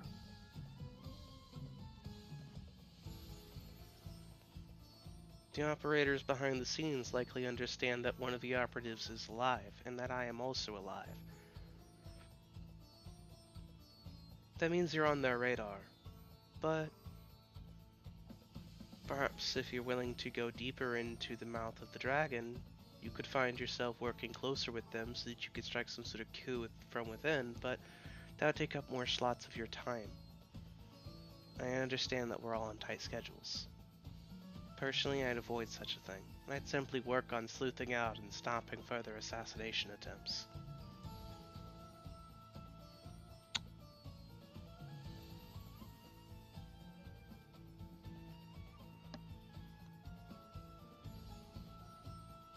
Yeah, so Eddie just seems to be thinking about that. Well, actually, I don't really know. Who was killed anyway? I'll just describe him. He was a lord, a royalist.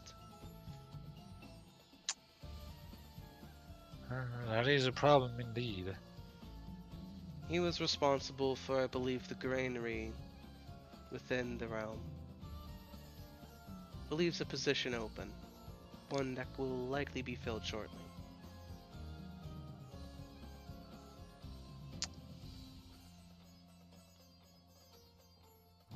The character consumed both of us were tasked with like protecting the royalists, though we don't know about that like in character. We Yeah. have the same goal. Well, Yeah, we know essentially there's someone else with the same goal, which is like don't know. well, so we have the common enemy. The question is it the person gunning for the position or something else? I see. I in character jumped to the conclusion that it's the first because I know the Morty's faction from the past, so like I'm assuming That's they're working fair. with him. But he isn't here. Who's working for him? He has to have a deputy, so to speak. I mean, he's not here, but he also, back during the first Jordan Manor thing, he was here. So, him having like faction A agent there, like, isn't that surprising? Well, shit, I don't know how to deal with that. The thing is so this happened during the day, like behind a door, and like nobody noticed anything. So how do we like get the jump on him? Whoever did this knew the staff rotations and set up the entire assassination attempt, knowing what Fiora was probably going to do. It's Bianca. I knew it. No, I'm just kidding. No, but that's an excellent point. So Eddie thinks about it and says, well, I hate to say this, but it's possible that we have a traitor amongst us in the staff. I've suspected that one of the staff could likely be working in line with our mutual enemy from the start. Honestly, most of the staff is working for either the demons, the royalists, or some other party.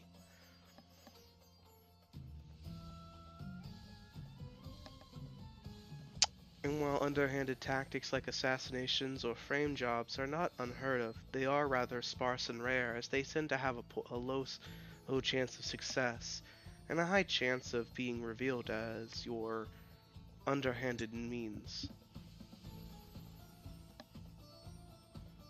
Honestly, I wasn't even supposed to bump off that official. I was just supposed to convince him to join our side.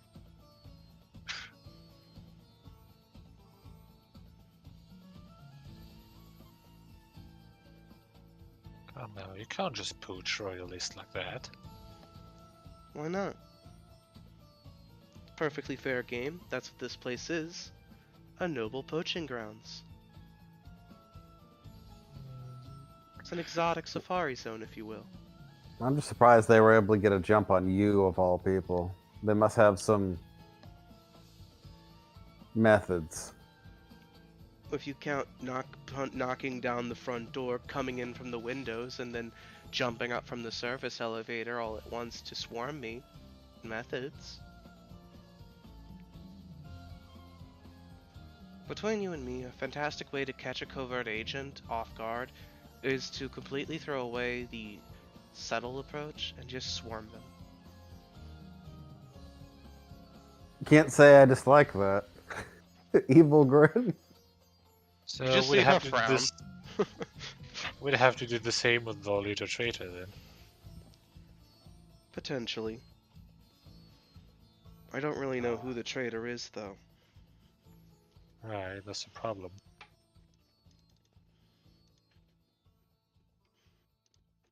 Among the staff, I have a few suspicions, but nothing concrete.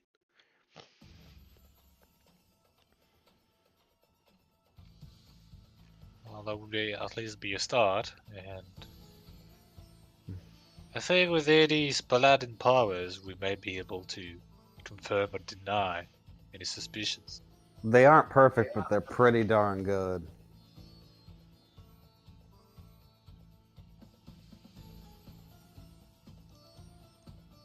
Eddie thinks about it and says, well, I was going to ask you, so for me to see if we can get some more information on the night crew and what's going on behind the scenes, but it seems like...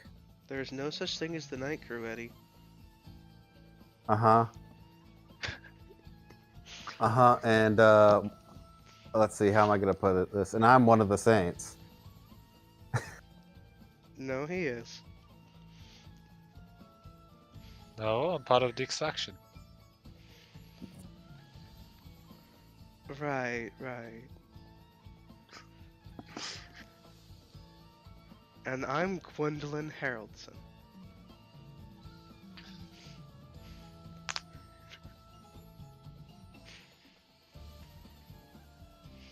Well, So I now just that- look at her like, that's possible, but I don't think that's the case.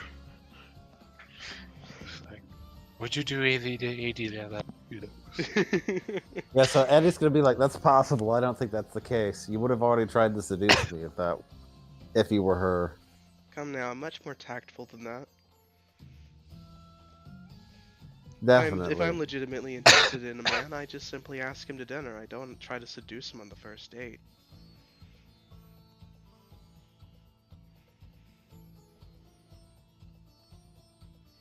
Seductions on the Yeah. first date are only left for blue balls so that I can get information after promising something that I have no intention of ever giving. Well, you always were a classy woman.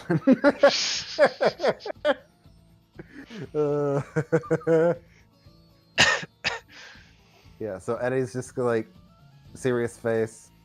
So, what's your next move? Somebody tried to kill you. You can't run around like you have been, so... I carry on precisely as if nothing has ever happened. I do not acknowledge the assassination attempt, I do not report it, I do not carry on any differently than before. I stay the course. And your employer would be okay with that. Yes.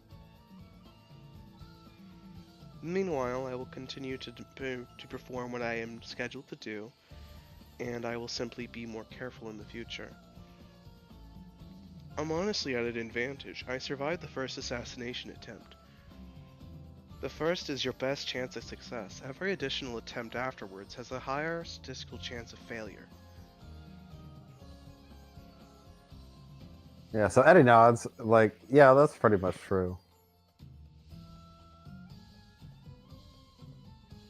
Now, if there's a bomb in a briefcase or something, that might be a problem. But I highly doubt somebody's going to attempt to blow up the manor. Well, I suppose this is why they'll do it. Perhaps, but not really their MO. That more strikes me as something the Faerun Liberation would do. Knock knock, freedom. I say, Marshall, all I call upon Ignis's memories. So I'm like, is it really something they wouldn't do? Do you want to say that about Ignis?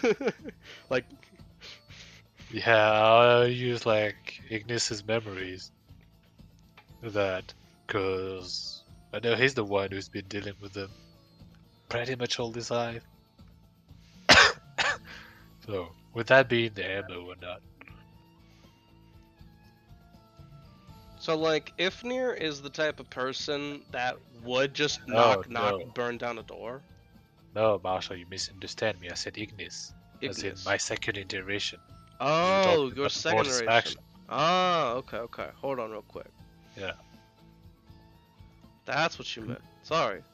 I was like, wait, do you mean Ifnir or? Okay, sorry. No. So as Ignis, if you pull on his memories, you do know that the Mortis faction has had a history, at least in his timeline, of terrorist bombings, as well as multiple more loud, vocal showcasings of just destruction and unrest. Though notably, they were also the people that they were both the people performing the terrorist acts and the people they were being done to. They were basically framing themselves so they could prop themselves up as innocent people in government being attacked by terrorists. Uh-huh. But Yeah. considering how they've been acting for the most part within this timeline, it does seem like they've had a bit of a change in MO. Though if they've done it in the past, if they could benefit from it now, it would make sense for them to try it again. Right. So I'll say that may be their way of doing things now, but in the past, the deed resort to terrorist bombing. So when I say I think, they're pushed back into a corner. There can be shit, what's the word? And if they can profit from simply blowing everything up, I think they'll do it.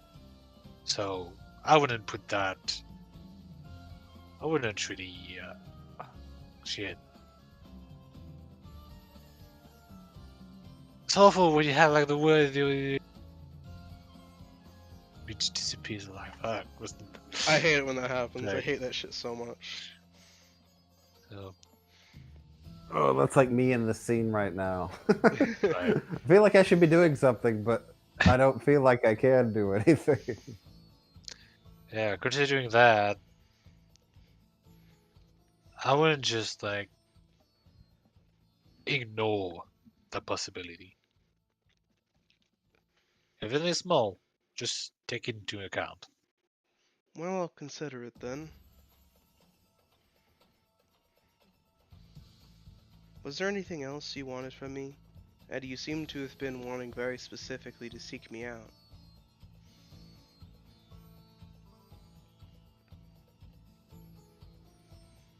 I have to check my notes first.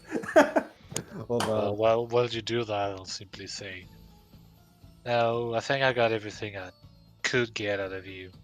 So the only thing left for me is simply to enter the Lion's Den. And what do you mean by that?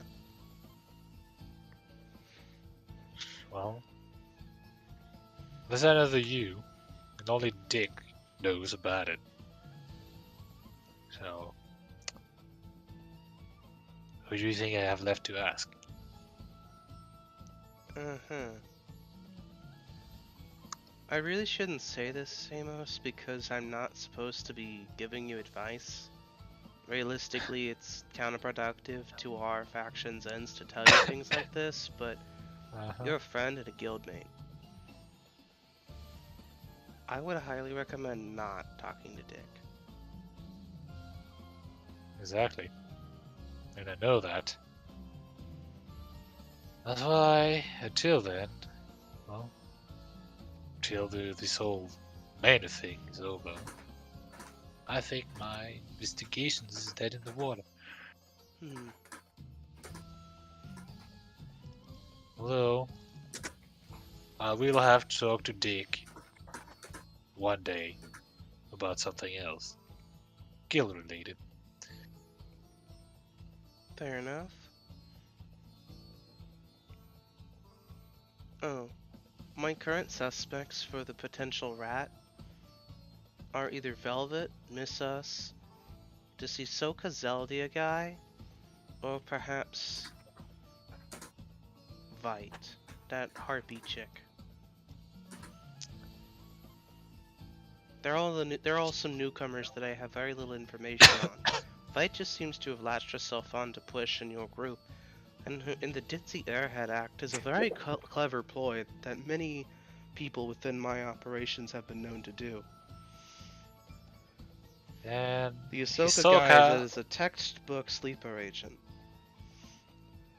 The bumbling, drunken buffoon that, with a moment's notice, reveals his actual skill set and how wily and crafty he actually is. Well, I'll be sure to damn my uncle you say that. These are just what my current suspicions are. Nothing personal meant, really. As for Velvet, I have no idea why Velvet's even here. Velvet has no reason to be here. She spends all day in the kitchen doing nothing but baking. Honestly, there's no real reason for her to do that.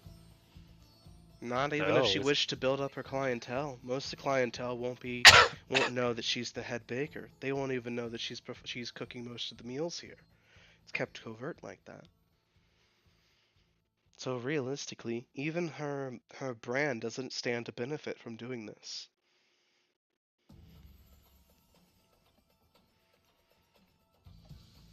What if she just enjoys cooking?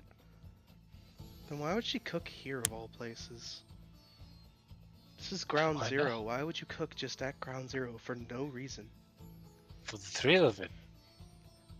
I don't think she's that kind of a person. Yeah, definitely not. Miss Us is a strange one to be here. She's a fairly normal girl, just a really decent dancer who's incredibly agile. I was more surprised she was at the tournament than anything. She had even less reason to be there than most. Now she's here of all places? I mean, yes, dancing at a place where nobles are makes sense for an esteemed dancer. They'd hire only the best in the land in regards of entertainment. But realistically, she's in a lot of places that one would be in to observe and listen. It's just strange.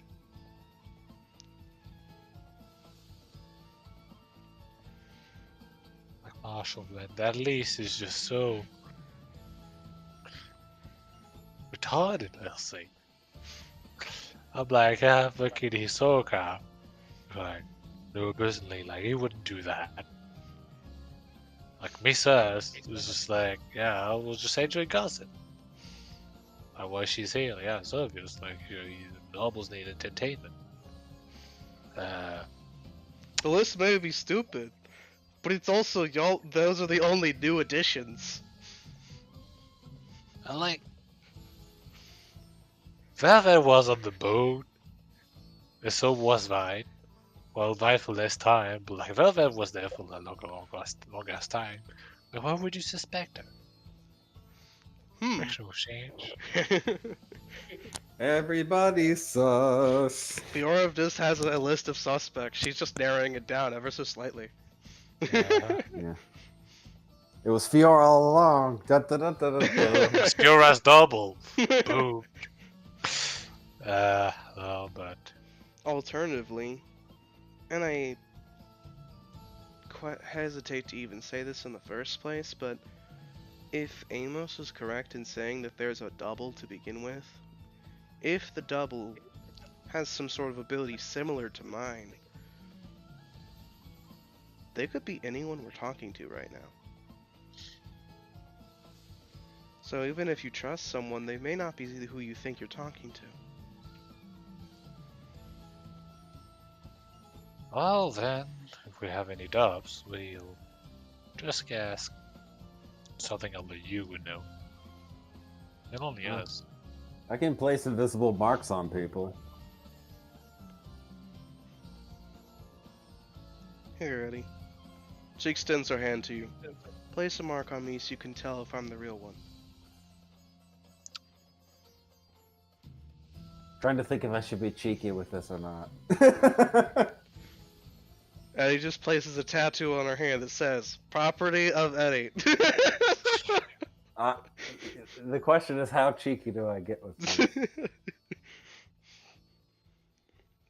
No, it'll be like tiny panda paw. But it'll disappear. I'm trying to think what would be the best place to put something like that. So you basically said to put it on top of her hand because it'll fade essentially, and Right, assuming let's do she's that. assuming you could just call it to be visible when you need it to, Yeah, and I'll on the do hand that. it's easily visible. Okay, I'll do that for the three of us and be like, all right, well, at least we know there's the three of us. Excellent. And if I must say, that's tiny panda paw is very cute. I might get one similarly somewhere. I'd be happy to oblige. You know, considering where I'm intending to get it, I can trust you to be very subtle about it. You know, I've sensed other empty rooms nearby. Maybe you should go there. Oh no, never.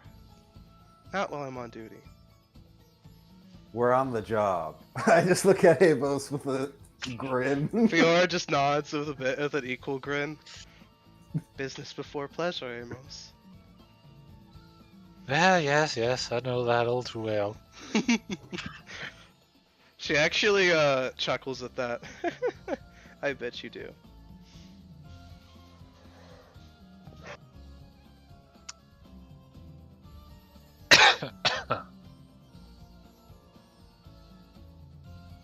Yeah, I don't think I have any suspicions about Amos. Like, no, I probably have suspicions about Amos and Mrs., considering the ship arc and what have you. Come now.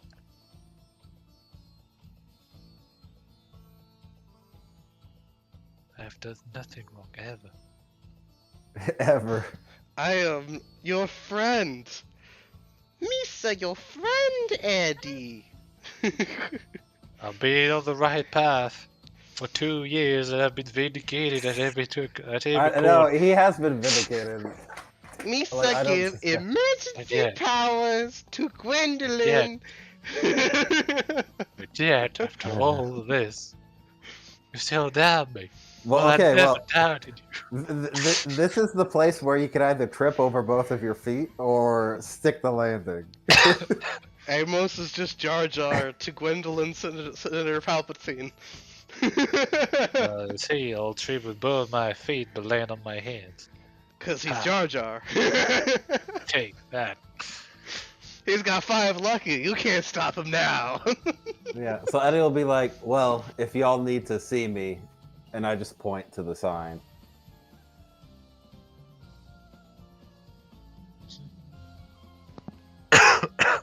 Fiora nods. Good luck, and watch over your backs, alright? You as well. She nods, walking towards the door. Hey, you know who you're talking to. And you see her turn into a bird, fly up, go through the vents, and not take the door. I know. She says that, but for all we know, she could have been not who we think she was all along. Yeah, so Eddie's gonna be like, I hate to see her go, but I love to see her go. He likes watching that short skirt swoosh as she walks away. Badonkadonk. Do you know you were into birds? Thought it was more precious stuff. Nice. So Eddie says, well, I'm glad to see that our trip hasn't disappointed. It hasn't. Oh, So Eddie's just gonna like look down and kind of in a growl say, I didn't expect that I'd have to be killing anyone during this trip. I hear me like just like whistling. You're like, I was planning to kill people the whole time. This is like I expected I had to potentially kill somebody during the main thing. Yeah, so I'm just gonna be like, Amos, we're near the end of the world. It's obvious that somebody wants to have the shit hit the hand harder. But how do we get the bastard before he gets us? We've caught him in the act once. How do we get the jump on him?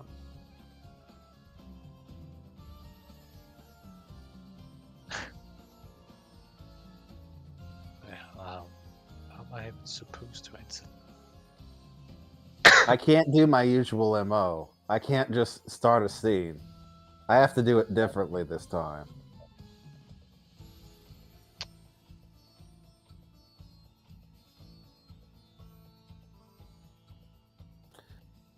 There's an issue, though. We don't have all four of us on the same side here.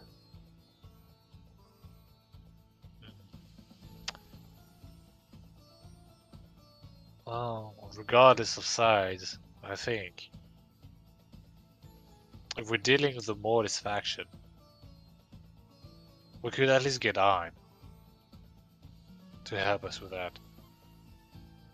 Indeed. So he would know this about the prison one.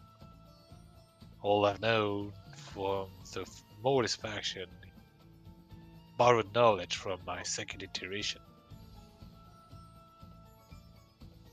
As for getting on the jump on, well, our arch enemy, that's unfortunately not something I can answer at the moment. So, well, one thing we could have done, it's too late, was switching up the training order at the temple. And maybe we would have prevented the master's death. But beyond that,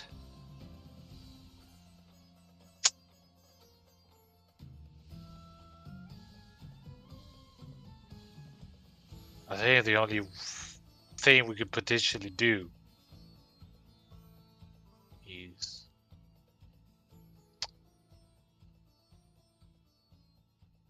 the crazy to think, but I think at this point the only thing we can do is an all-out assault while he's licking his. I hope you can expect it, but also unexpected.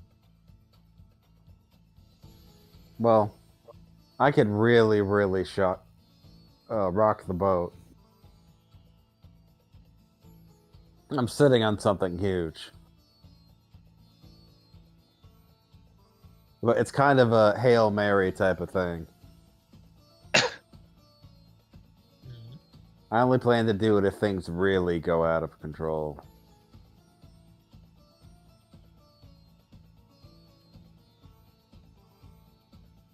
Oh, you're planning on telling me that, or we just Well, you see, there's this really large turtle, and he has a bone to pick with our favorite panda man.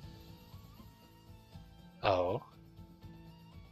And I promised him that he would get to fight the panda man.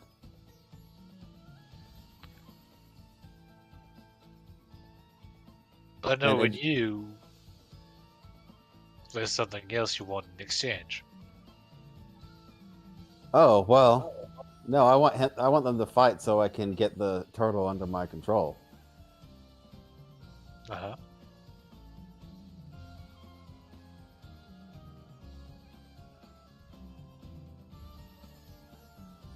So yeah, kind of a Hail Mary option, don't you think?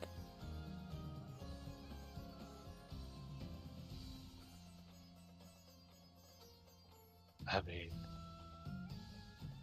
see, I kind of don't quite get it. It's like, yeah, how does like a turtle and a panda fighting together relate to the whole Well, thing? do you think the mansion can handle that type of damage?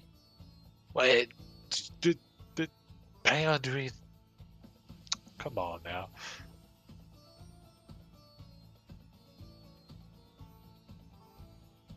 Oh, say. I mean, they kind of do that, but I'm not sure how that leads to the whole thing. But unless you plan on bringing the turtle here, you have them fight in the garden. People tend to reveal more about themselves when they panic. Uh-huh. Well, you can certainly try. Then while they do that, and you cheer them up, you can keep a lookout.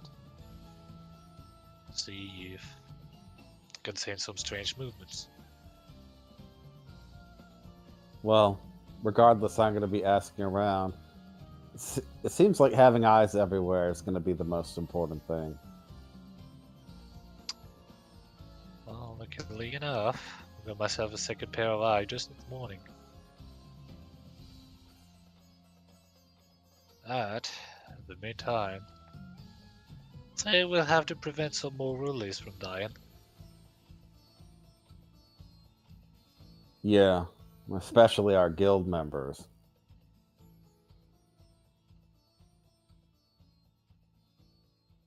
Do we even have like Royals Guild members left? Because I think all the Royals Guild members are from the other guild. Like in our guild, it's all about dick. I know, man, it's depressing. Uh-huh. Yeah, they're all either like on Dick's faction, dependent because depending in the case of Varric, or Dan. I What a know. great guild. What a great guild. I know, man. It got taken from us, and then we never got it back. Uh-huh. Mm. Well, at least in order to do that, I think I'll have to find Alan. But the only way I can catch him is maybe in the afternoon. So Eddie's gonna scratch his chin, and I say, "Well, I think I can get at least a couple people on the case."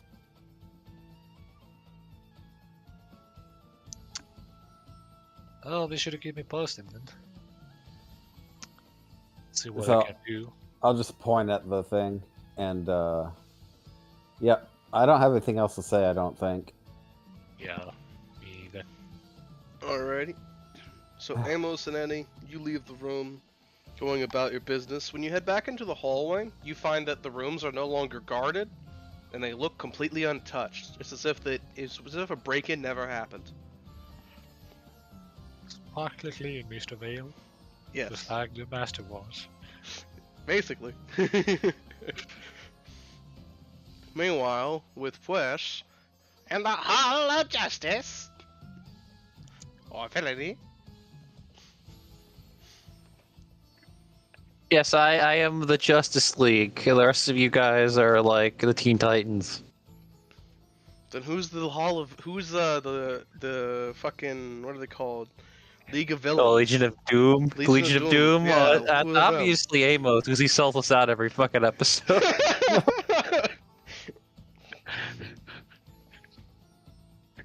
Well, we gotta get the Mortis H faction. Okay, Yep. okay, I'll rewrite that. Right, so me and Eddie are the Justice League. Fucking Ein is the Teen Titans, and the Legion of Doom is Amos. It'd be pretty cool if Amos got a mask like that. So, you know.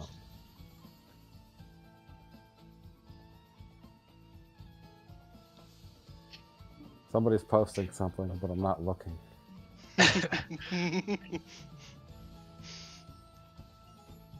It's just the usual. Like it is. School. It's the usual shitpost. It's fine. So, Push, what are you getting up to in the afternoon on your time slot? Well, I was doing a thing, but I don't remember what that thing was. See, Well, let's pues, scroll up. according to your King thing, Ghidorah. Push wanted to see dick. Yeah. I don't remember why. I just said I'll go talk to Dick. Yeah, well, Maybe that's your you should problem. remember it. I don't. So let's do it. Why contain it? Wait. It's cool. Oh shit. Yeah, Really? maybe instead of thinking about dick, maybe you should think about why you think about dick. The eternal questions. Uh, I know your father has been large part of missing, in your life. But it's not a reason to be a gay furry.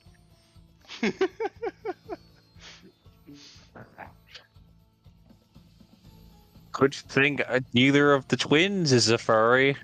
I don't know, man. Like dating animal people. I mean, Weird. to be fair though, like she doesn't have fur, she has feathers. It's different. Yeah, Yeah, see, yeah, I you're wonder what the talking like class is. them. You're talking like them now. Well, fish, not fur, scales, just feathers. Yeah, I don't know what that constitutes, but I don't really care. I mean, look, there are people who are furries and there are people who are fucking scalies, okay? There's no reason why the birds wouldn't be a distinct thing if they're going by weird internet classification. Pretty sure, aren't featherites just part of the scaly? Are they like a weird subculture? I don't know. I don't fucking know. I don't go into scaly subculture. Me neither. Okay, fuck it. Urban Dictionary. No, You're we're the going one too who- far. You're We're the one going too who's far. dating the bird chick. Is she at the mansion? That's better She I hope than not. sipping. She is. Look, okay, look, that's better than dating the fucking succubus like a simp. Yeah, all I'm saying is that we should blame the pirates. Because obviously the pirates are the ones that are putting hits on people. It's the only thing that makes sense. There you go. That's Bush.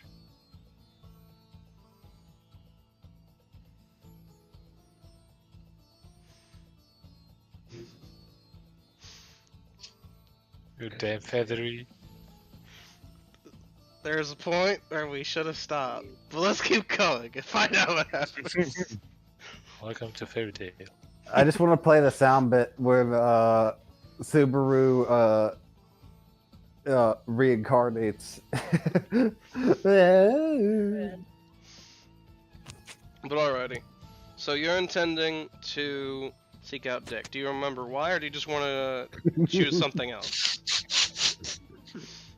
No, we'll talk to Dick. Okay, so you're still gonna do it? Alrighty. Yeah, maybe you could suck on him a little bit. Fuck's sake. I feel like you're just protesting too much with these jokes, Evan. Is something you want to tell us? That's the point where we should have stopped. Let's keep going and find out what happens.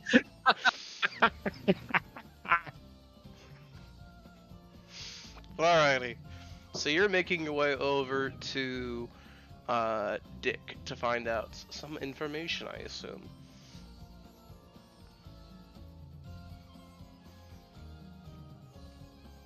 Probably. Alrighty.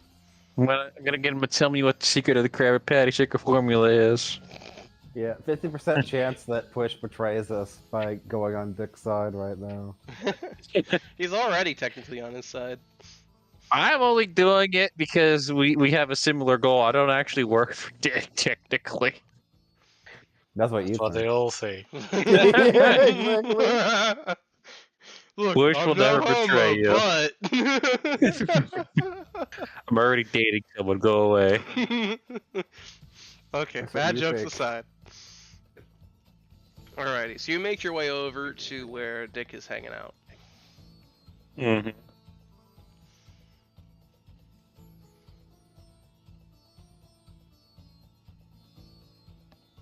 Let's see, I believe he's somewhere in the dining area, maybe? The afternoon?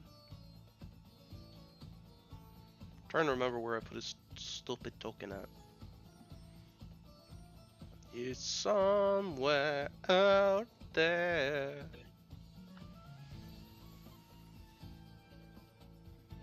Ah, well. We'll figure it out eventually. It's fine.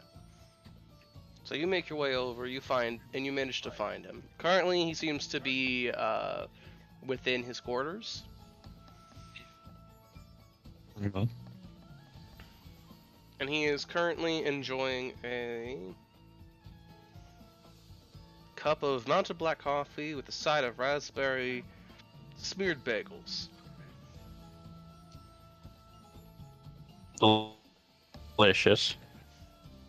As you step into the room, Dick looks up from a document that he's reading.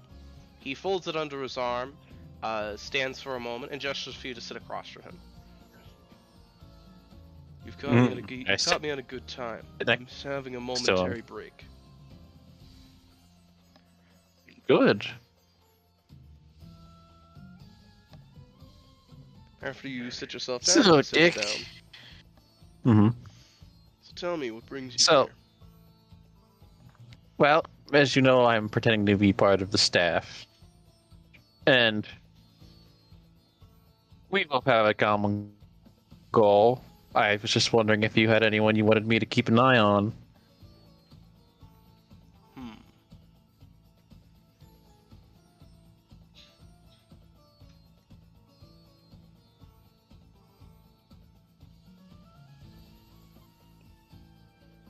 I want you to keep an eye on one of your friends for me. Which one? I have a lot of those. I want you to keep an eye on Amos for me. Amos, huh? Yes. What's he got going on that's got your attention?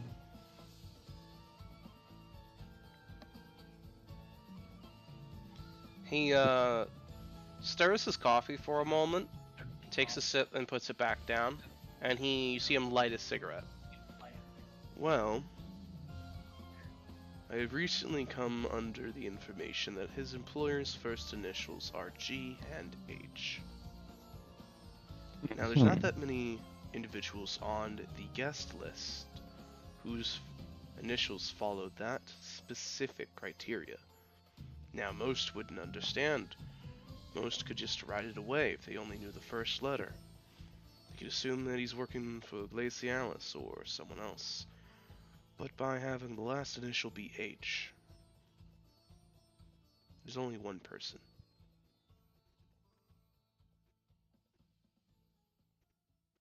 And you want me to just confirm this then? No. Or see about his comings and goings with this person? I want you to observe him, nothing more. Hmm. Please try to stay out of sight as well. Don't wish for you to interact or confer with him. I simply wish to understand his comings and goings. We can do that. I have reason to believe he's under the employ of Gwendolyn.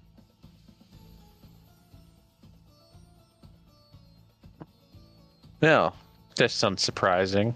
He has always kissed up to the saints. Kissing up to the saints is not my problem with him.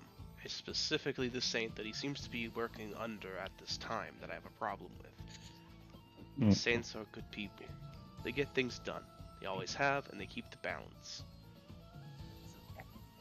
We'll have to disagree on that, Dick. But still. You weren't as closely familiar with them as I was. I worked I very do remember closely being... with Hanma, and Sagittarius, and Arya, and Lucky. Hmm.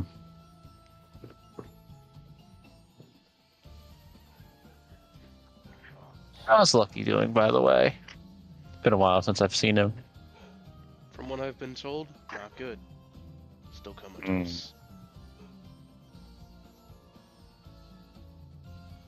We'll have to see about that when we're done here. Seems that he survived the removal of some sort of magical effect from himself, but at great cost to his safety. Oh. That I did not know. Well, consider yourself informed.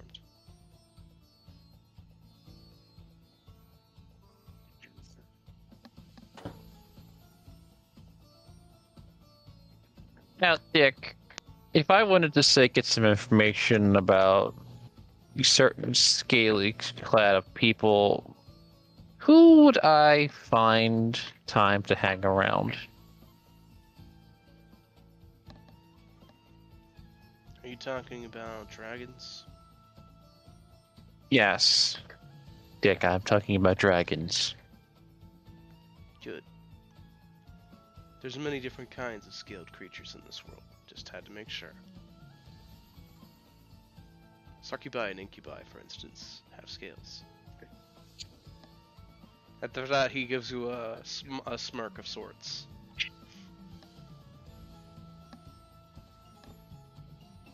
If you want to know more about the dragon situation as of now, I highly recommend interacting with Flora.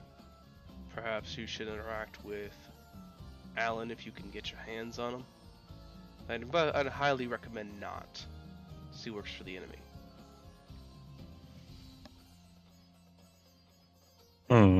I believe the doctor might know something about it.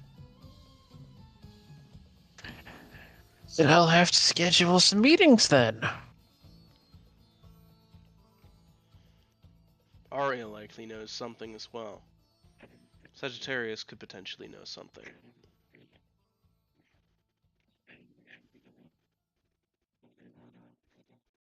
Here, I wanted to bring you something that should hopefully make the time at the manor for you a bit more convenient. And I'll put one of the little sound orbs on the table. If you squeeze this, it'll deafen the room. No one will be able to hear you outside of the room. Squeeze it twice, you return sound to the Is that room. right? I figure you know how this place is. I figure you might want to have more privacy in your conversations. You see him take the cigarette, put it in his mouth. So he leans down, takes the little capsule, tosses it in the air a few times, before kind of like looking back up at you, looking you dead in the eyes, and that's all it does. Yeah, that's all it does, Dick. Just makes it so no one can hear you outside of the room you're in. Not my sister. I don't make it a habit of spying on people. Well, you know what they say about family ties and family habits. They die hard. Before I use this, I hope you don't mind, I'll have someone else look into it and see if there's a listening device. By all means. Thank you.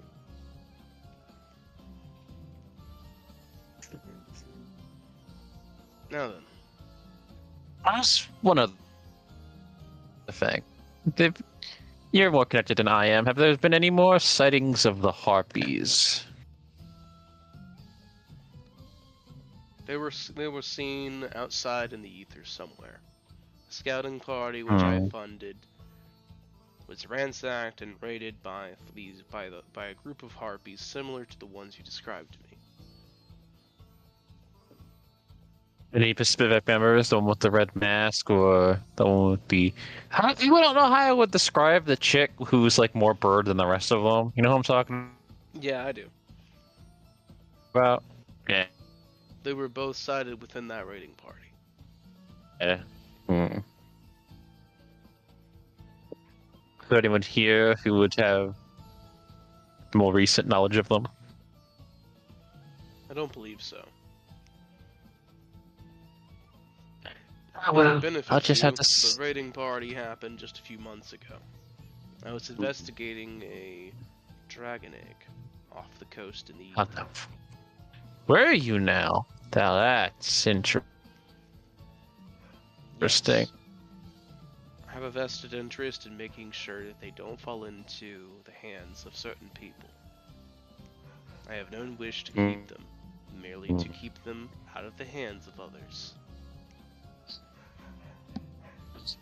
I think, Dick, once we're done here, we're going to have a nice gathering gathering of all the heads of state and have a frank discussion about what to do about those scaly bastards.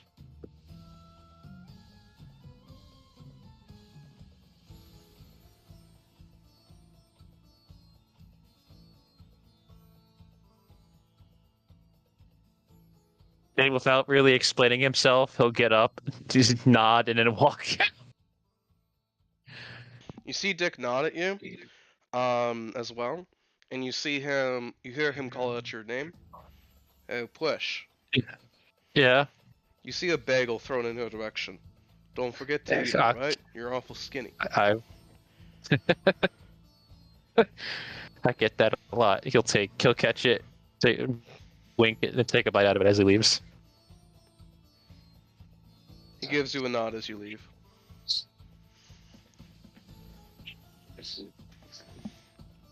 To Pryderi, in the Hall of Villainy.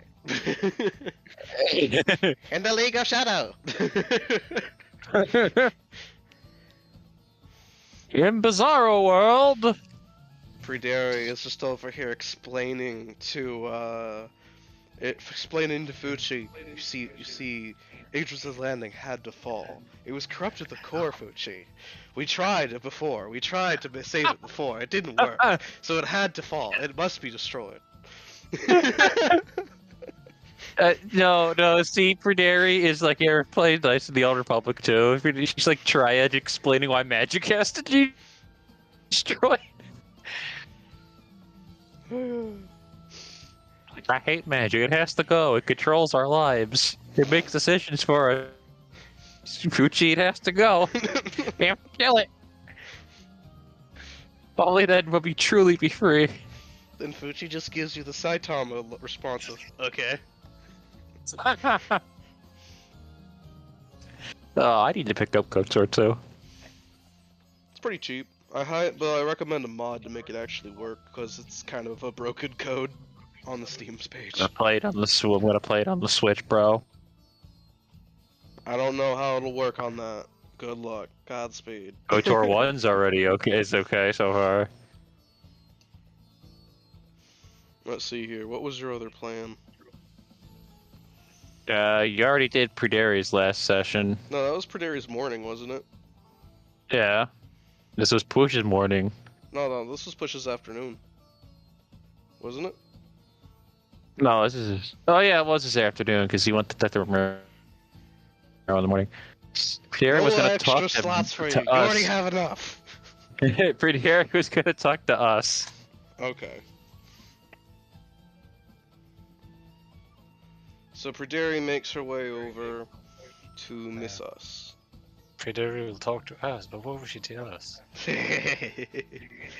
I was thinking the same thing. They just talk about like shopping for like 4 hours. Come back. Oh, I found out where I can get you the best easel, Eddie. And then we're gonna go out and buy Amos a whole new wardrobe. Got coupons. Hey, you joke, but Miss Us loves to go out on the town and get clothes for the girls. She loves to hit the mall with the girls. Now that she can afford it.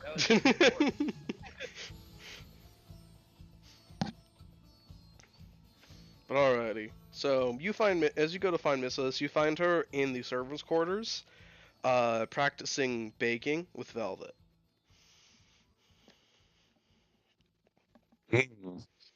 Nah, I was gonna talk to us, as I recall. Yeah, that's where Mrs. is. She's Yes, in the I will servants' go quarter there. practicing baking with Velvet.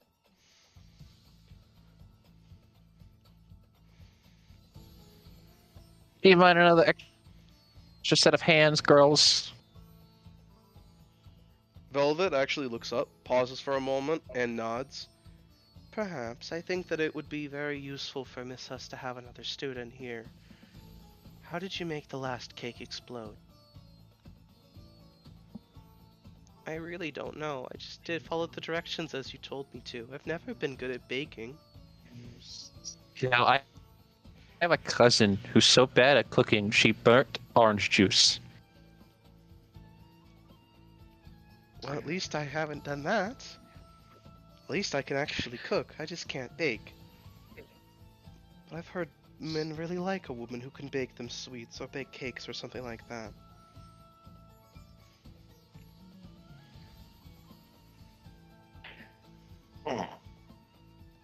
Well then, what are we baking this today? We're simply baking something simple. A lemon meringue cake with extra icing, multi-layered with extra fruit on top and with it in between the layers. It I does just need sound you both to nice. make the layers themselves. I'll do all the dressings and additions. Alright then. Shall we begin?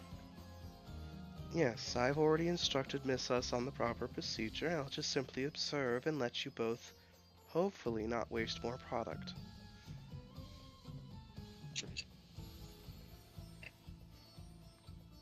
Alright, Predate will help us bake.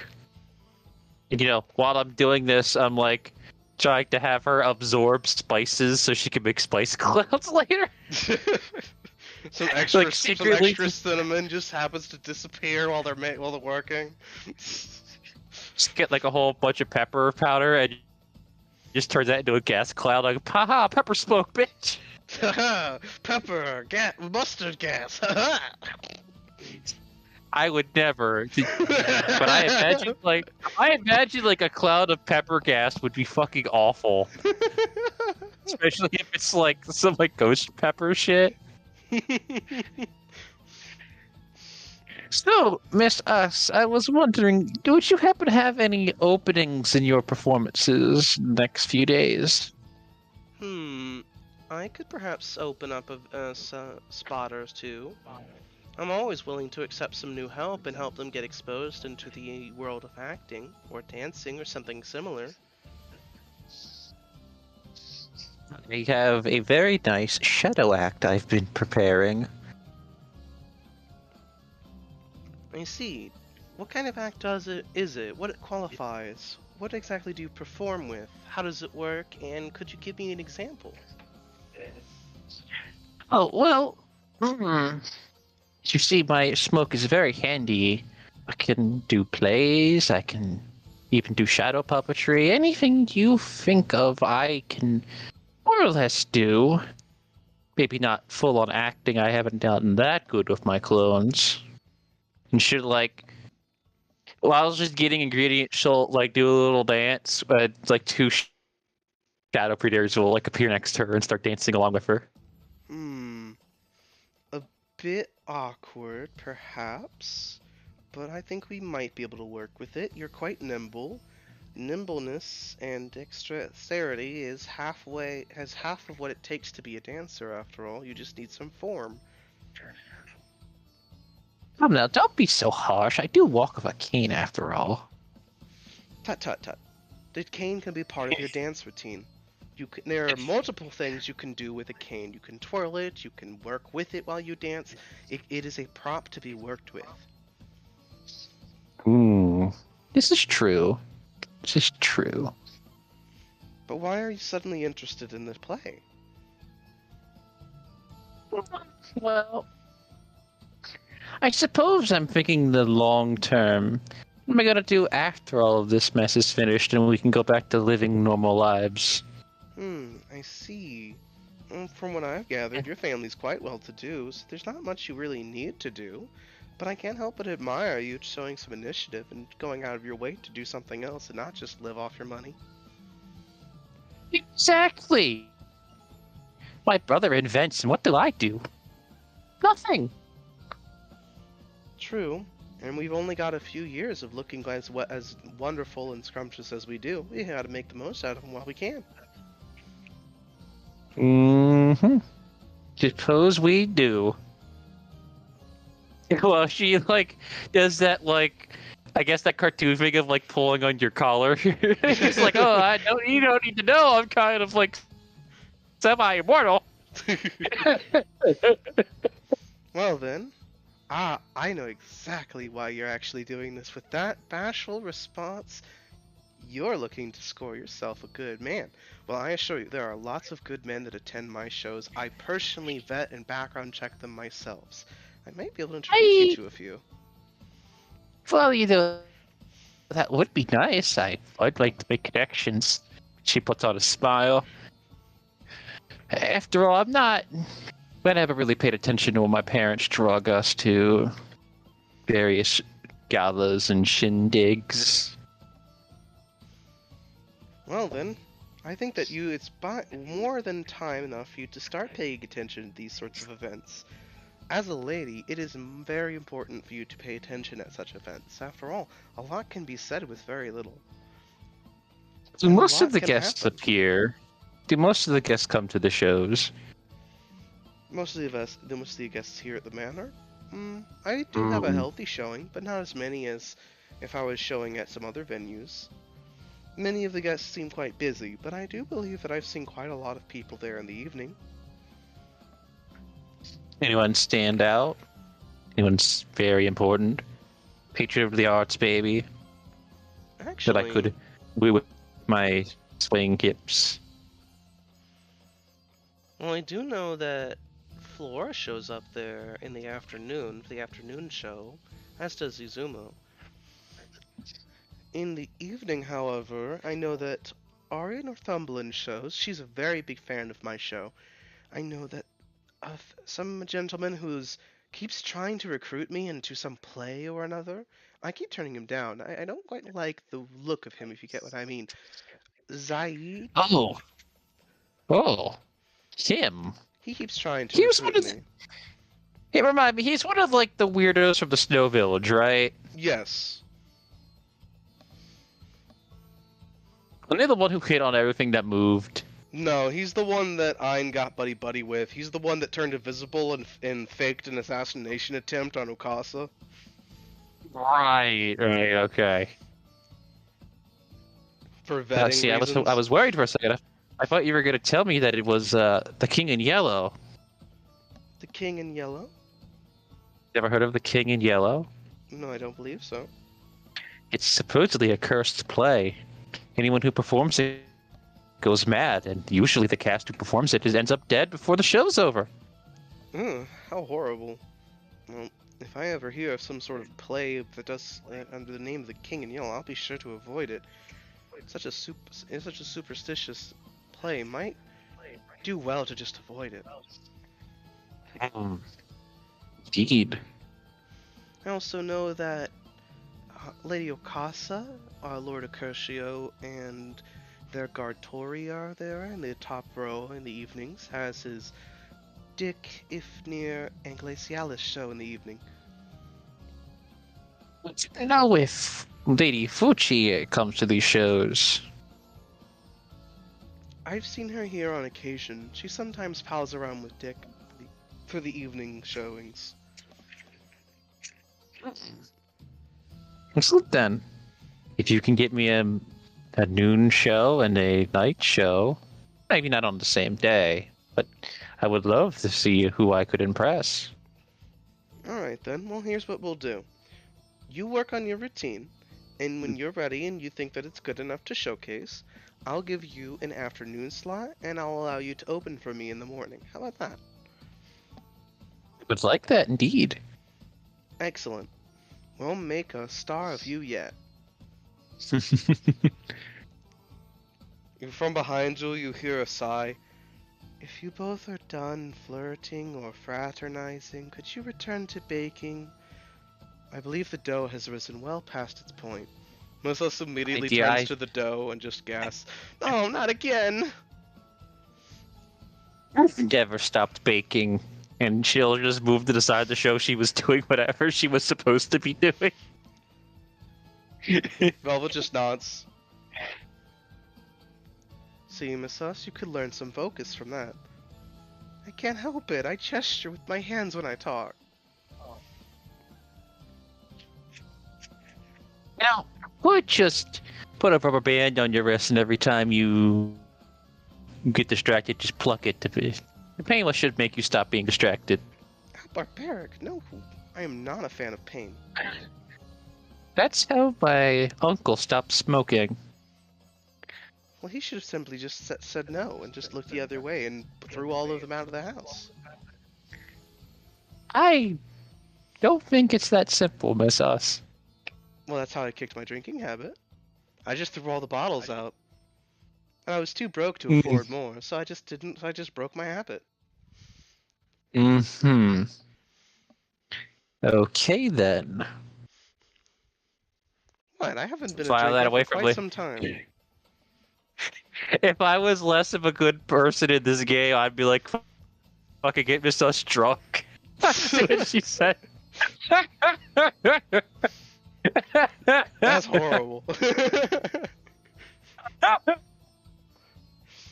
I don't know. It sounds like some shit someone in this party would do. If Eddie wasn't a justice paladin, I could see Eddie doing it. And he was like, for justice, I have to get you drunk. You should hike yourself to justice Hanma of just booze. is looking down over Eddie's shoulder and like, my boy, that's most unjust.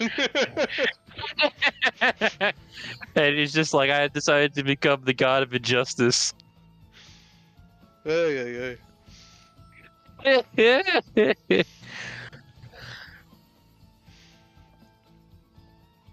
But alrighty. So with that, you've basically managed to secure that in the afternoon or evening, if you wish to dance or do your show up on the stage, you just need to talk to Miss Us and she'll arrange it for you to be able to do so. Excellent.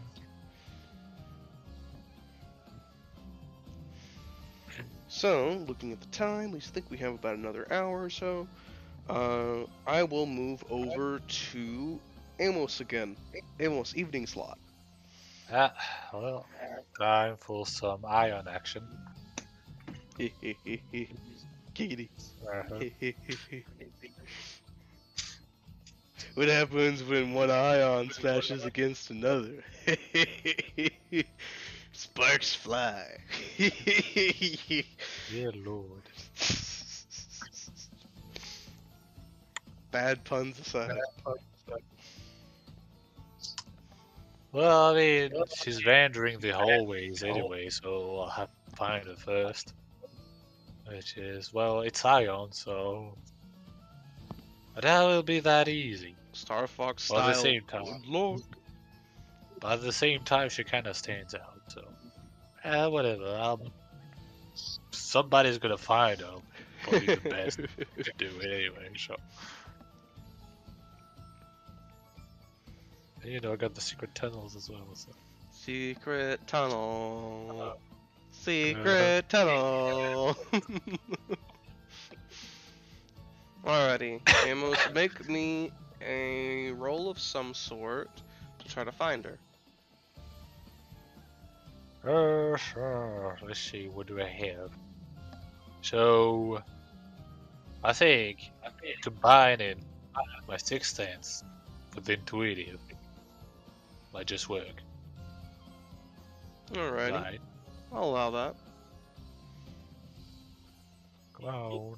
That's an 8. See, Alrighty. I have luck and dice if I want to add some, but let's see what I find with an 8 first.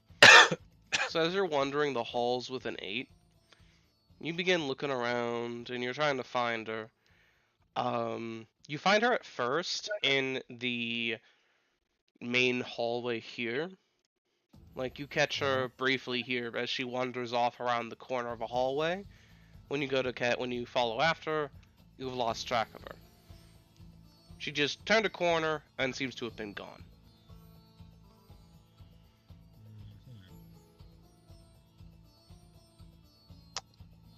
Well then, hold on, let me check something first.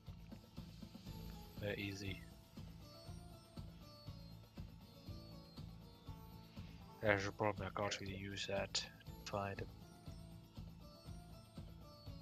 Well then, if I can't find her the conventional way, shall we say, shall we use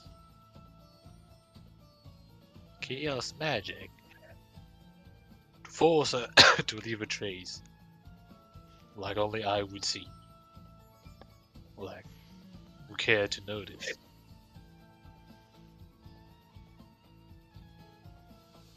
Do you Other want than to? that, I mean, I can either do that or cosmic energy it up, essentially.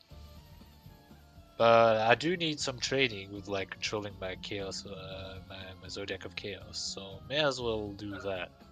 I mean, it's a small enough scale that it shouldn't do too much. All right.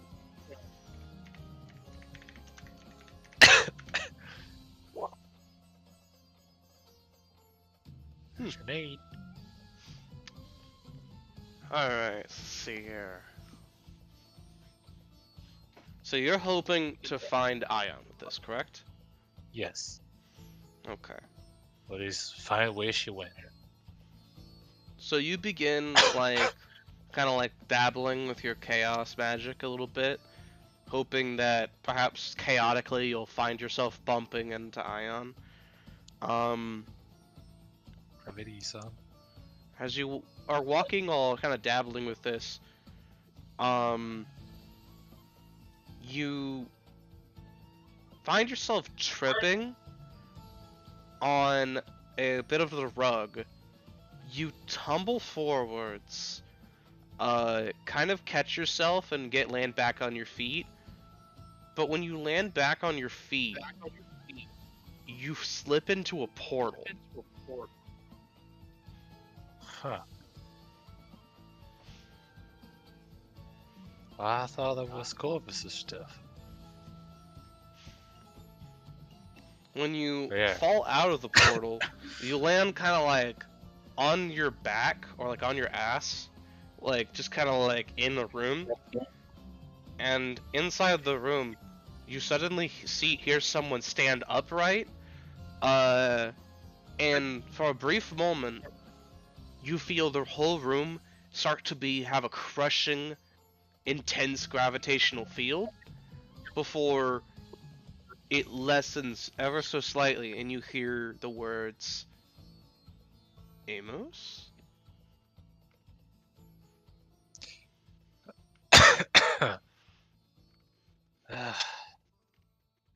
Yes, it is indeed I, Amos.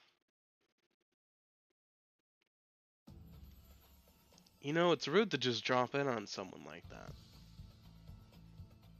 If I didn't know any better, you were a sleeper agent suddenly awakening to take me out.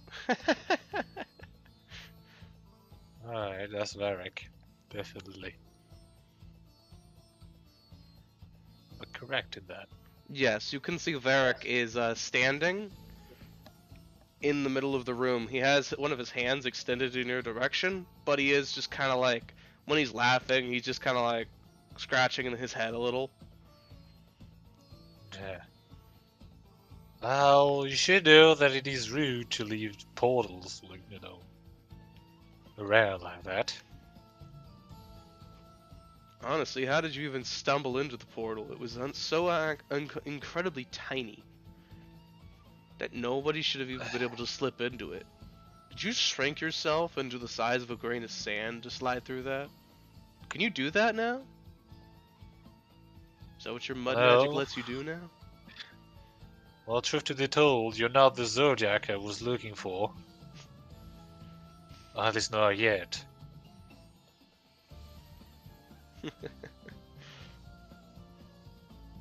Because don't think I hadn't seen your name on the schedule. And I was going to just let it slide. Pretend nothing happened, you know. I'd be insulted if you didn't, Amos.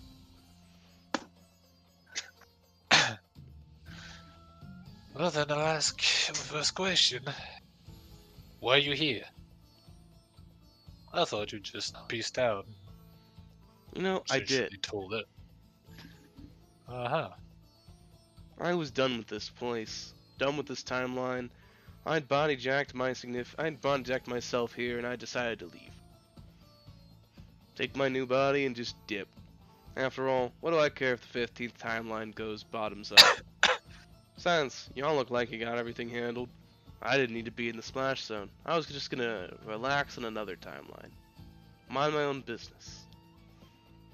Now why the sudden heel turn? because he's winning. You Well, of know, course. I can't stand the idea of this guy winning. What the fuck are you doing, Amos? How the fuck did you let him get so many Zodiacs, eh?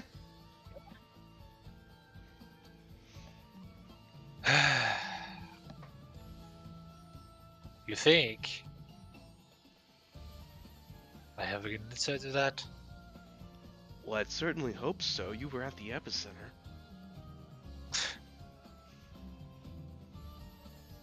Yeah, you're right. I would have prevented him from doing so. And I know how we could have prevented that, but at this point, the only thing we could do is to make sure we know the rest of them all. Just take them for ourselves. Because at least, as long as we know where they are, we can, well, prevent him from taking them. Issue is, well, issue was, the one he does have. Well, it's not like we knew where they were in the first place. Except maybe the last two. Come on, they're pretty obvious, don't you think? Just look at key character traits. Perhaps some powers, some convenient similarities between one person and another. Hey, maybe in retrospect, yes. But now, well, I know if, let's see, the one left, so I need to check. Because I know Order, Love left, or the one not taken. I saw the mine. And that's about it.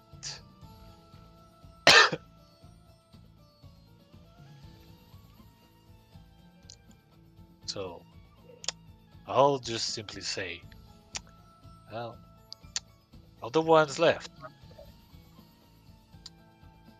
one is with me, so that's easily taken care of.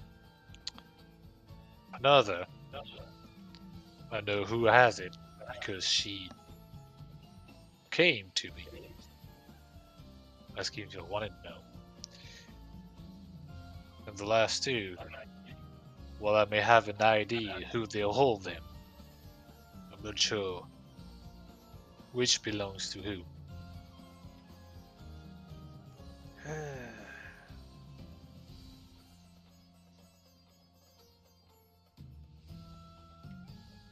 Incidentally, that's how I got through your portal. But So you used a chaotic Zodiac to dip in here, eh? right, I originally intended to use the Chaos Zodiacs to track down Ion because I have something important to do to ask of her. Can you keep her off my tail, please? She's Well, you, hounding me. Something fierce.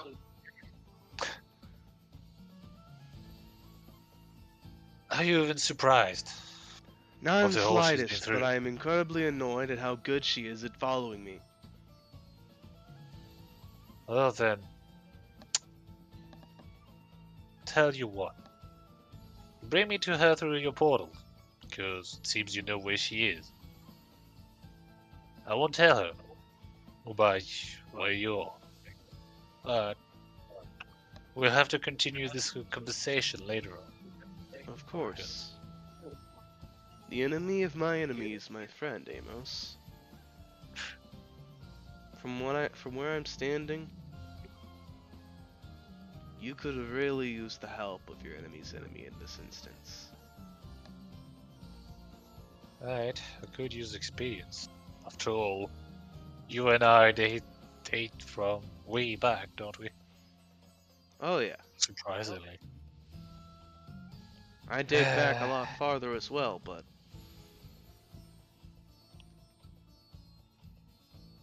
they were good times before things went south. Almost wish I never woke up. Would have been quite a nice life just to coast, be a Zodiac apprentice, live a nice little family life up there on the mountain. stop little disturbances in the timelines here and there, curate the world, just live a simple life. Sadly, I had to wake up. Well A then, certain little you-know-who decided to come crashing in and mess everything up.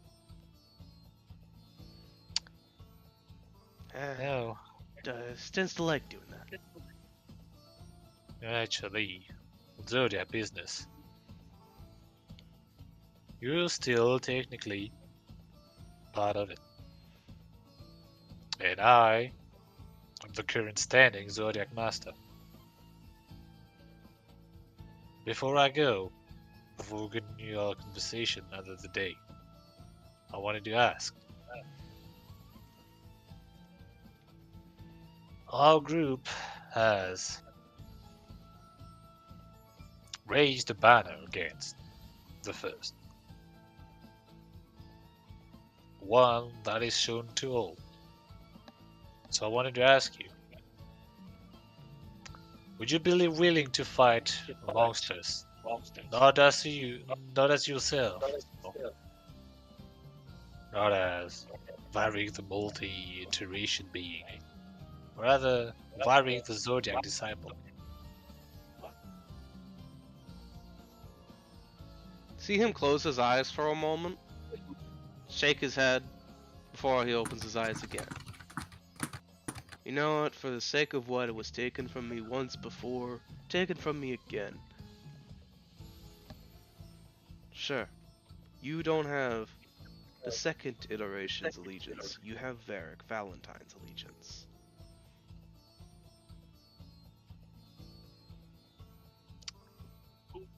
Well, then on that day, but we do travel back to the land of eternity.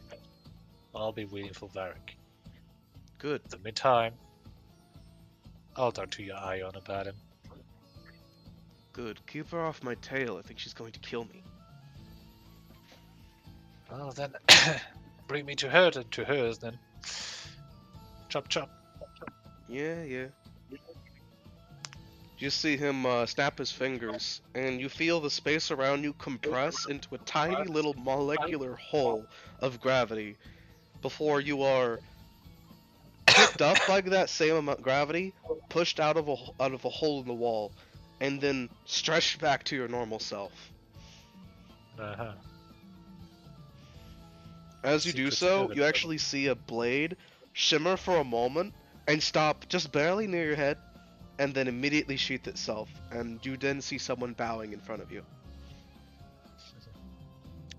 I apologize.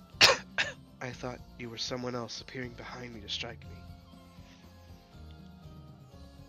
I'll bow back as a servant and say, no, it is I who should apologize. After all, appearing behind someone armed is not something you should do.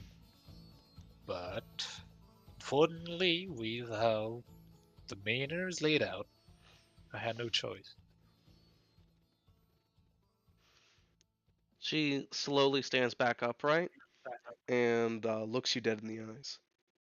How might I help you, Amos? Well, I returned the question to her and say, how might I help you, mistress? It seems you've been wandering the hall, looking for something. You see her for a moment get a little rosy-cheeked as she kind of looks away. I have been looking for somebody from our past. They are here within the walls, and I was tailing them. I've been trying to keep a close watch on them to protect you and your group. No doubt he is up to nefarious intentions. Should he ever step out of line, I intend to take him down the instant he attempts to.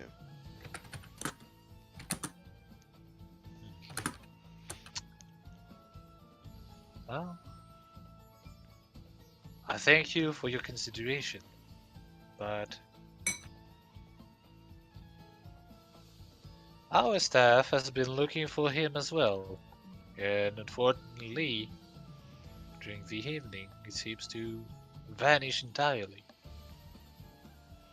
However, it seems he has a clear schedule on the morning and the afternoon. So perhaps we could talk to him and uncover his true intentions. After all, it's not the first time we are dealing with him. I do not wish to have to risk the chance of being manipulated by his cruel, distruthful words.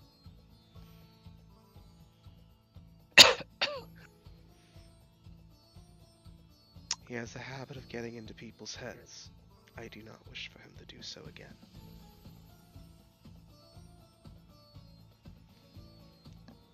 Yeah, this time I'll talk as Elos and say, I understand, Ion, but Larry and I have an history that runs for a long, long time. So, I think if there's anyone here who can get inside his own head and we can see reason, at the very least, we can ensure he won't be a problem. I think I can do it. But you are busy doing other things, more important things. That I am. But that's also part of why I'm here. And why I stick to you out.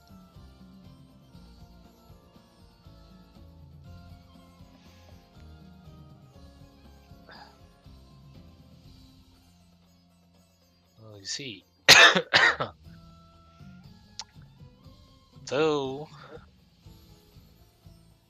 you're sort of a wild card amongst the guests, I think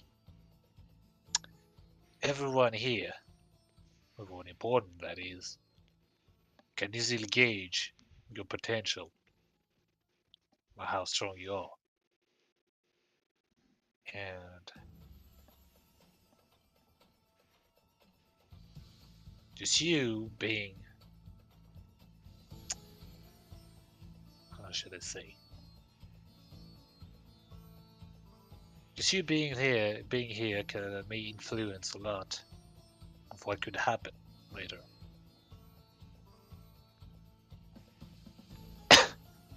So, thinking about that, I wanted to take the initiative, and before anyone else came to you, I wanted to ask, or rather, I wondered, if I ask you to join me, would you be willing to? Of course, without hesitation. My blade, it has always belonged to you. If you find my blade within the helm or the hands of another, I am not of my right mind.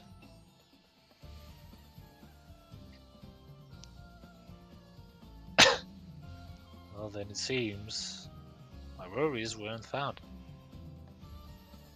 Also, well, you must have heard about the banner we created, right? I happened to be overhearing a conversation nearby when it was mentioned.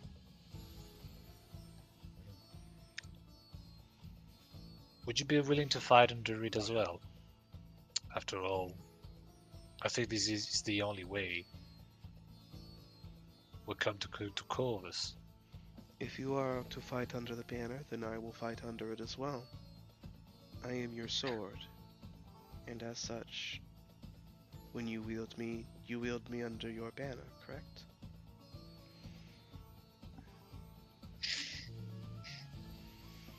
I actually don't like how she put it, but like, not really contradictory. It was like, this is how she's been. But like, damn. It doesn't seem quite right with like current aim.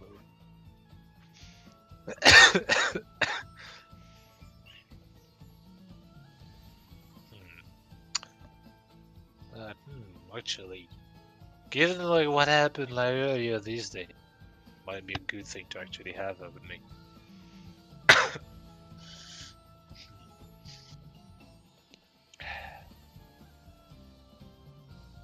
Right, if that's the case, if you're on my blade, I want to ask you, or rather, give you one single order while in the manor.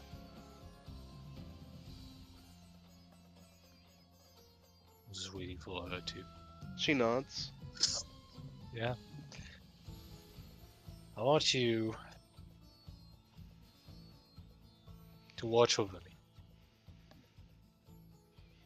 I will continue to do so.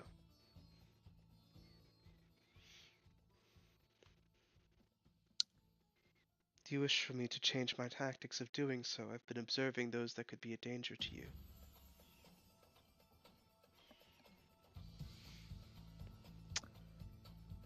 I have to think about it, because, maybe that sounds good. It's just.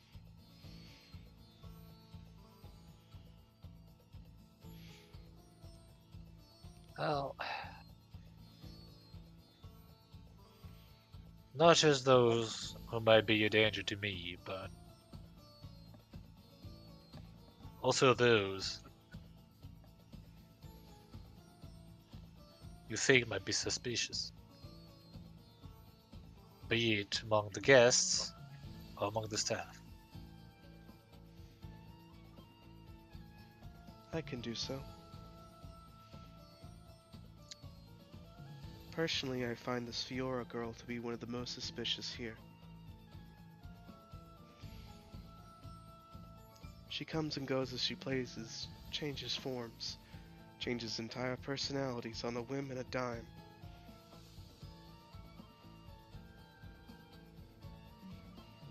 And I understand how you might think that. And to be quite honest, I've been, started investigating her, or rather,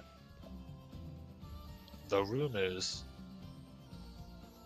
of there being another her.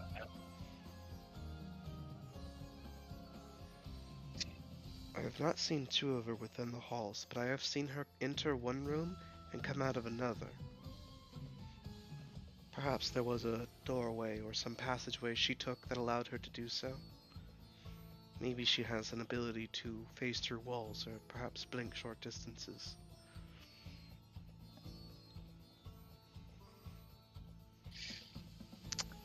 Should I tell her like how she works? Cause I feel like at the same time, it's Fiora. We give me friends. Can I shitty to do that? But it's also Ion, So I feel like if she understood like how she worked, it might be better for like the both of them in the long run. Oh, really? I think it's up to Eddie on this one.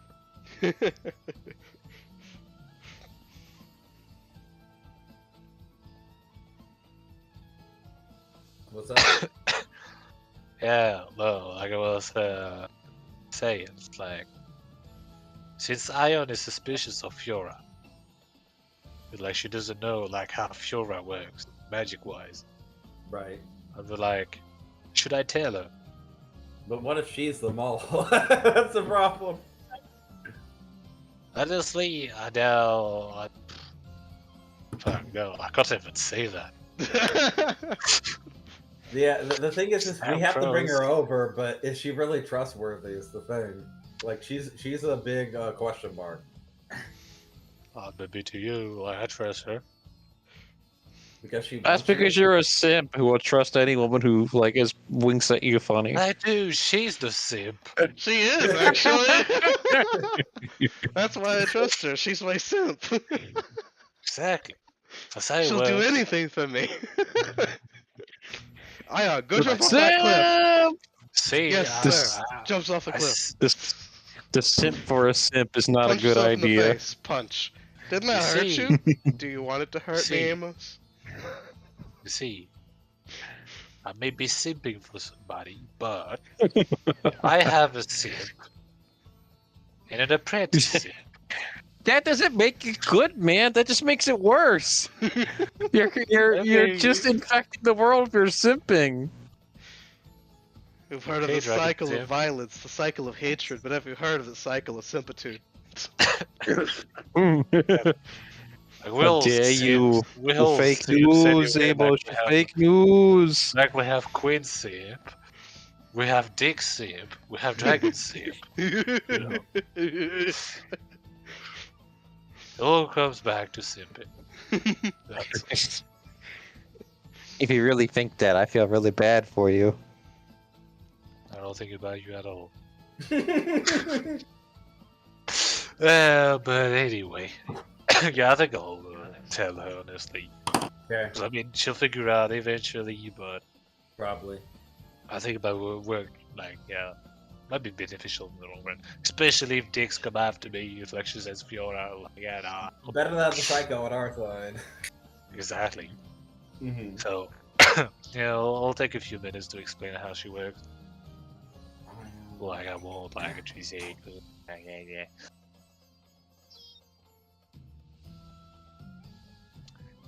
Oh, you see, there's really no, like, wall phasing or anything. She just can change into any animals.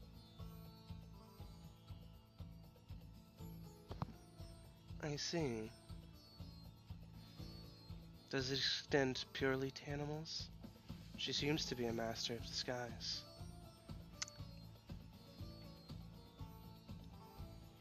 Well, she did say she could, so. A bit earlier, right? So. Let's say. To a certain extent, yes, she can alter her body. Like that. I see.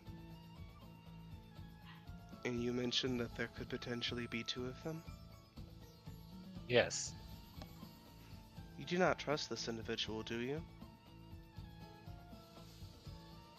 I highly recommend distrusting them. An individual who can change themselves on a whim, at the mere thought, is practiced in subterfuge and misleading tactics, and could potentially have more than one iteration of themselves. Do you truly believe it's wise to trust such a person? That's a loaded question, isn't it? But We have a lot of experience with this. Should we really trust that again? Right. Right.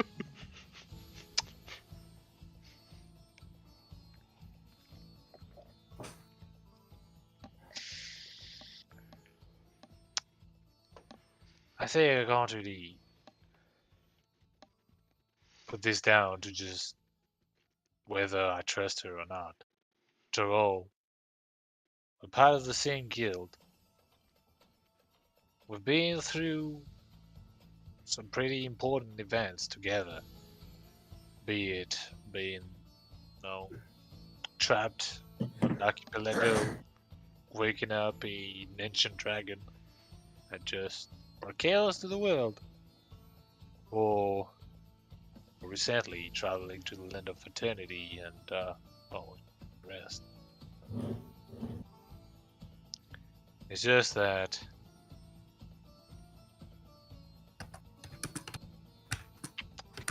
should I say? It's not that I don't trust her, it's just that I can't be sure if the one I'm interacting with is the one I've known, or the one that's under Dick. Hmm. I mean, both are, but Might I have your permission to investigate something?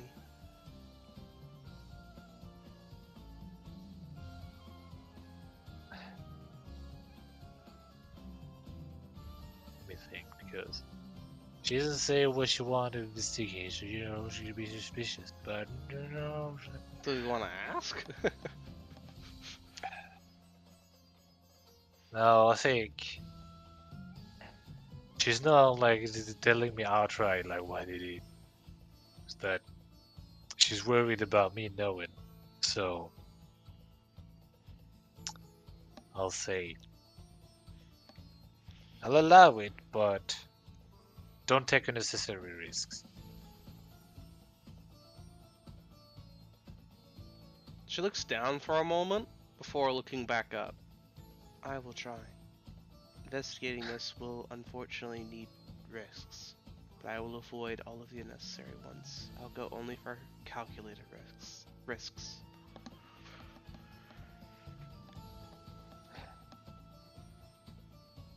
There's something that I believe was... I can't remember it clearly anymore. But I remember being very familiar with these individuals before.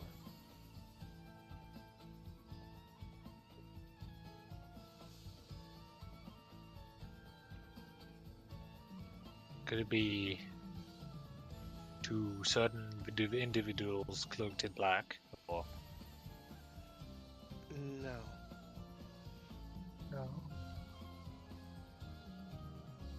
She looks all around for a moment, and you see her draw her blade, cut open the wall for a moment, and step inside, gesturing for you to do the same. But I can repair the wall after that anyway. That's fine. It's not like a cutting the wall open in that sort of way. It's more like a portal kind of a way. She also cut a portal through God damn it. it. I just have my table can be like portals, like I'm sick of the shitty havens, those big portals. I can close the portals. I can't open them yet. Yeah. Well then again, you know, this was on purpose, because like she said, you know, like you got like two supreme techniques and like the zodiac temples like separated. So it'll be like one half. Like under that is like, yeah, you're gonna make portal. So that includes Ion and Corvus and Varric. The other half is like, you won't make portals, but you're strong physically. Like you can rip a soul out of man. Seems like a fair trade, does it? Okay, yeah. You got Gato, Erkis, you. You know. Yeah. The orphan, forgotten Kieran. And Kieran. Rest in Yeah. peace, my dude. Anyway, step into the portal. Alright, you step into the portal. Afterwards, you see Ion. It's a weird little, like, it's filled with cosmic magic. It's a weird little pocket dimension she's just kind of cut into.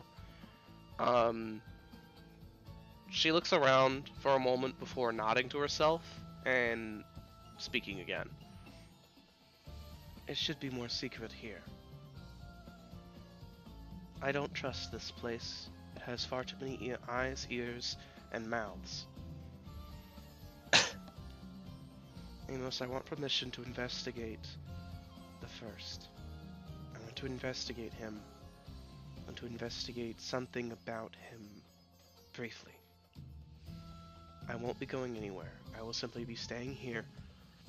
But I will be meditating, which will take up much of my time, and I will be attempting to skim through my memories.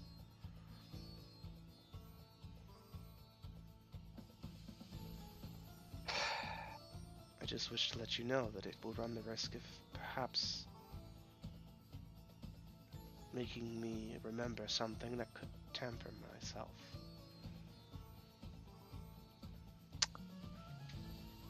I wouldn't put it past him to put some sort of failsafe that if these memories are triggered, could potentially attempt to turn me again. So, we're looking at what I have, what could help. Because I actually know like what you want to do. Like maybe I can. Because I mean, I broke her out of it, so I can probably put some walls down. get some magic stuff inside of her. We could help. Oh, like- hey, you're gonna put your magic together. Ho, ho, ho, ho. Look, man, just don't take my thoughts out of my head. Like, I thought it was a joke. I didn't make it. Okay. Get out of my head. It's okay, that one's April. I was laying low hanging. It's But okay. yeah, like I would love those ask, like, peaches. Gotta shake that tree. for later. Anyway, yeah, I would ask April for something, but he's indisposed. I don't wanna bother him at all, like for the duration of it. So I'd probably recommend like either healer, lucky, or cosmic magic or something. why not all three? I mean, you could do that if you really wanted. Yeah, no, what are you like? Yeah, like I got her out of it. Like I know mostly like how the first is gonna work through April, cause thanks to him I do a little bit. So yeah, rather than saying something, but just like get close to her, like just put my hand like on her head, but like almost like how like when you're gonna ruffle someone's hair, Mm-hmm. like just like that, and yeah, I'll just let my magic through her, like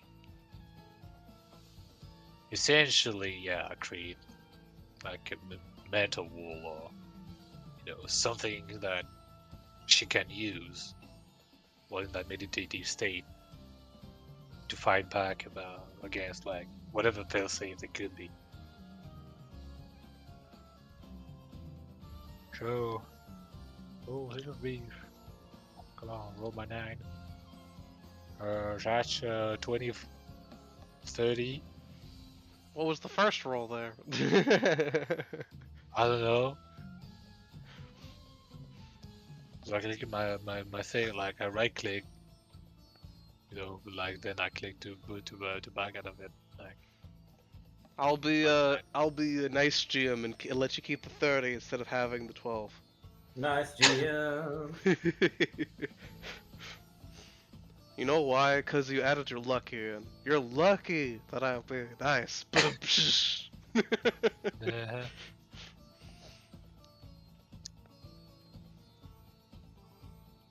Yeah, I'll do that. I don't know how it's gonna work. Like once I'm done, I'll just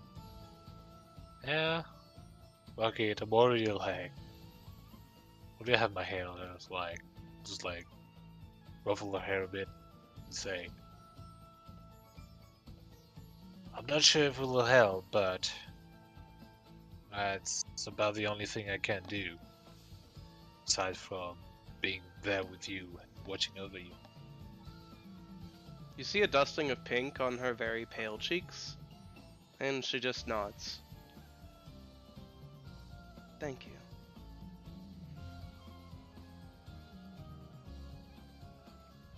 I have a memory, it's very foggy, but I believe it's tied to perhaps something similar to this person you mentioned.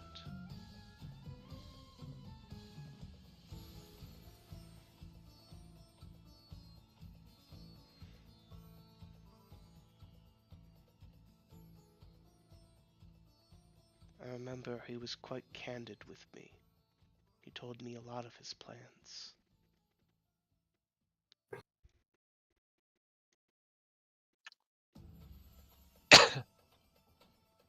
If you do manage to remember anything, it'll be a great help not only to me, but all of us, really. She nods. I will retire to my room for the next few days.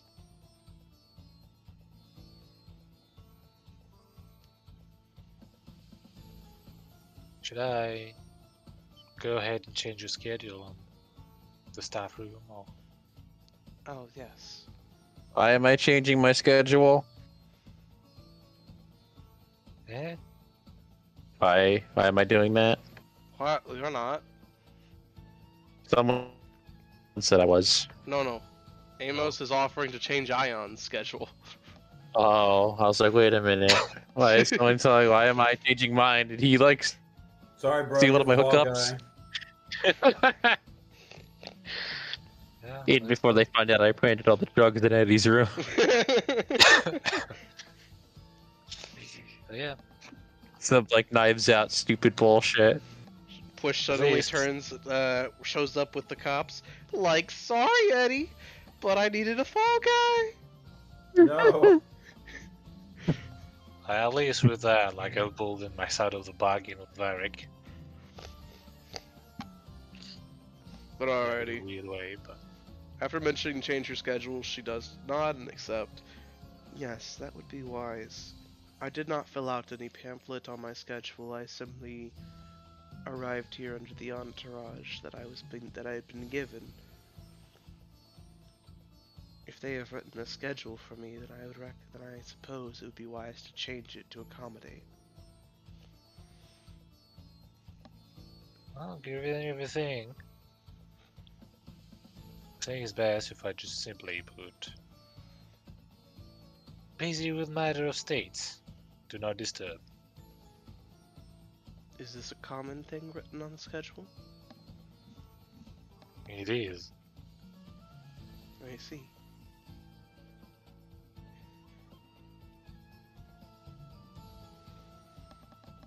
Considering it is a matter of perhaps multiple states' security, it would be classified as a matter of state.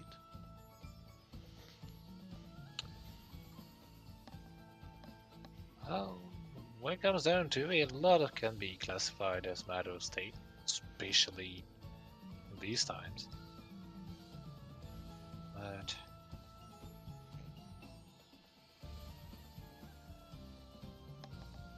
I'll take a look at the schedule.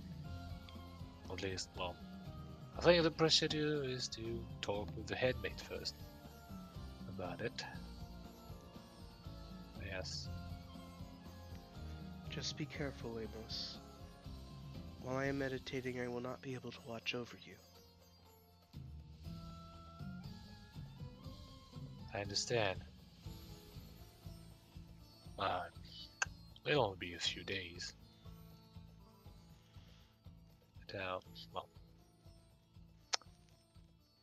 I think I'd be fine until then. But once you're done with your meditation, be sure to summon me. I'll do so. After all, it is your right as a guest. I can summon you whenever I wish. You can. You can. Didn't I It tell will you? be very difficult to resist the temptation to impede your plans by doing so.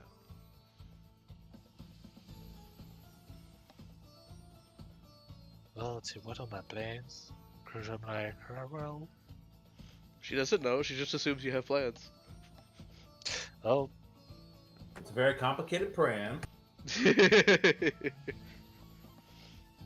well then I'll say that while I do have plans, there's still plenty of room to fill in it.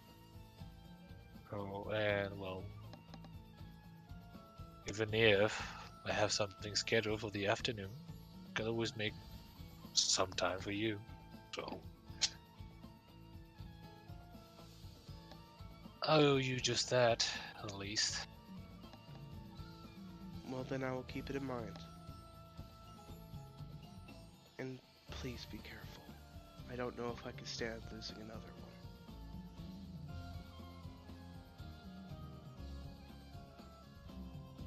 Don't worry, I'll be fine. I'll be fine. Calm now. It's not like I'm planning on fighting Symphony in the horse before. She doesn't need to know that. She can go to coma for a little bit. She'll wake up. I'll be fine. She just need to know I fought after.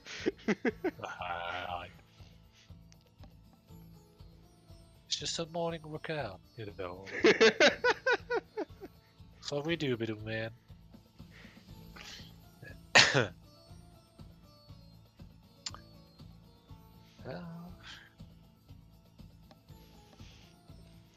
Well, yeah, but barring that, well, actually, since I brought this up, might as well continue and say, well, now that my business is done, how may I serve you for the rest of the evening? She once again looks away bashfully. Pauses for a moment, and then looks back at you. Shall we head to my room? Well, after you, mistress. You see her speed walk away after you call her that, heading for her room. Mistress.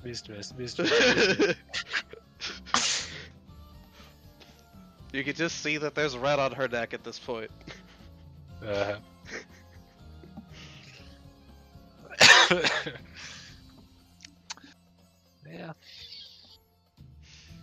To her room.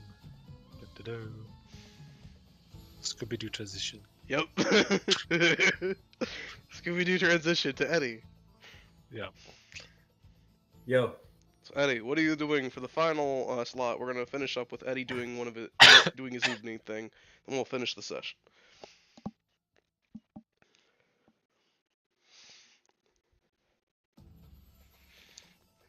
Should Eddie remember what he wanted to do in the evening? This is a good Of course, question. it was talking to the Countess at the Queen's table, but yeah, no. So, like every evening, there's like a dinner, Yes. right? So yeah, I mean, the idea is to. My notes aren't organized. Come on, get good, you filthy Yeah, casual. no, the reason why, like, I think I might have changed it to talk to the mistress instead, because we need her. Which mistress? yeah, because so I'm like, if you change from the Countess to the mistress, like, aren't you just talking to the same person anyway? Yeah, I'm like 95% sure it's her though. The one that we saved her life because her mansion was burning down. Yeah, it was the Countess. Yeah, that's the Countess. Okay. One with the big The other tires. one.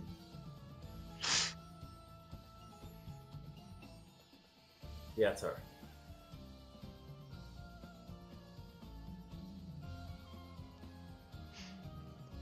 Alrighty. So you, so you make your way towards the dining area, where you find that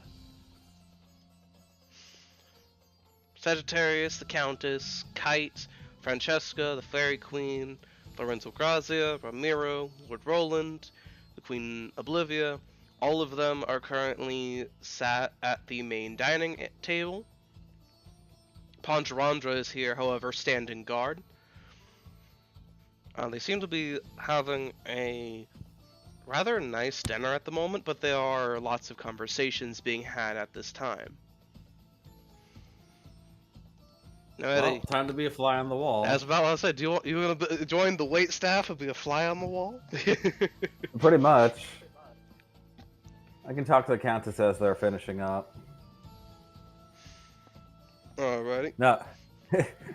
It's like the speed run of the scene is like, Countess, you owe me. End of scene. But alrighty, Eddie. So you're, as a fly on the wall in this room, you begin just kind of like standing, waiting to serve some other people some food. And as you're helping out with some of the servant staff stuff here as well, you overhear some conversations. The queen is currently speaking towards the table as a whole. Yes, I have been very preoccupied as of late. Ramiro actually, he's basically sitting in his chair, but he's fully looking in her direction. He has one arm, like, sitting on the table. His food's just completely ignored.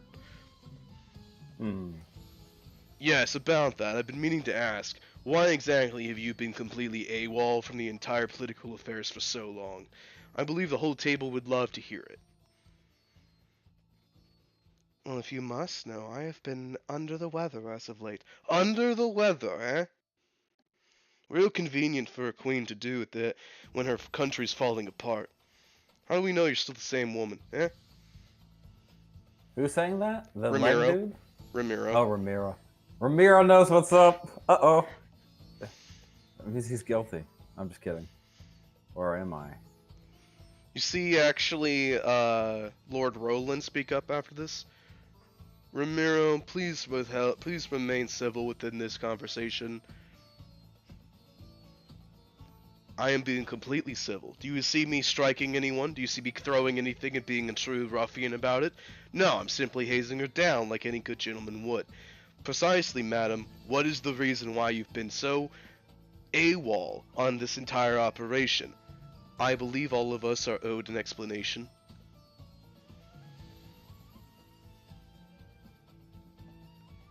The queen looks pointedly at Ramiro. Her more placating gestures seem to have fallen by the wayside, and she's just looking at him with a bit of a stern gaze. You know, you would have done very well at the Lord's tables back a few decades ago. Damn shame I was in the underbelly of the world and couldn't move up the echelon's table until now, eh?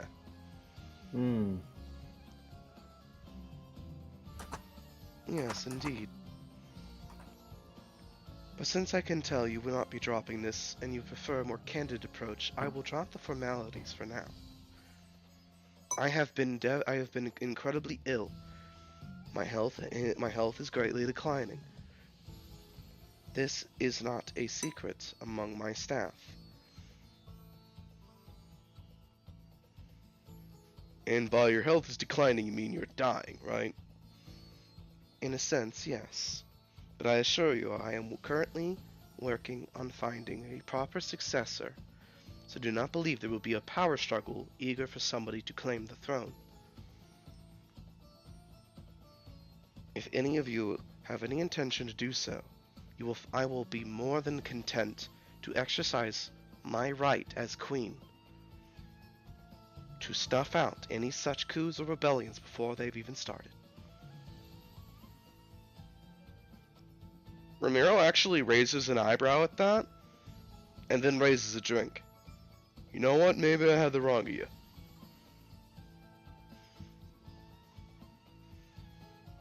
Doesn't mean I'm a damn royalist, though. Just because you're understanding and you are more than willing to plan to secure your future, as well as secure your entire nation, doesn't mean you have my support.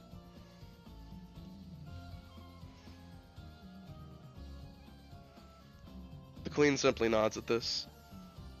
I understand. I have merely the intention to have diplomatic and mercantile relations with your city. Nothing more. At this, Ramiro nods. My voice is dying. We can end early if you need. No, that's okay. I just need a drink. Okay, go. Okay, that should be better. After that small exchange, Francesca actually speaks up for a moment. While the matter of the Queen's re-arrival at this important moment is important, I would much rather talk about the current state of affairs and the fact that so many of the current kingdoms are quarreling amongst themselves. It's bad for business across all boards. Speak for yourself, lady. It's good for my business. Your business is war. That's different. Kite actually, like, speaks while holding, he speaks shortly after swallowing a piece of steak. Damn right it's different. War profiteers, that's what we are. We buy and sell, and that's what we do. We make all the fat and assets of industry. You better fucking respect it, ma'am. You just see, like, Romero just shake his head for a moment. Like, son of a bitch. Even Ramiro's like, that's too far. Obviously, that guy's the most suspicious. You remember Kite. He was always, like, Ramiro's number 2. He was always, like, Ramiro's most loyal dog in the gang. Yeah, I don't say anything to him, but he knows I'm there. He does. Every time you come near him, he makes a point to snap his fingers very visibly and loudly and point to his glass, no matter how empty it is.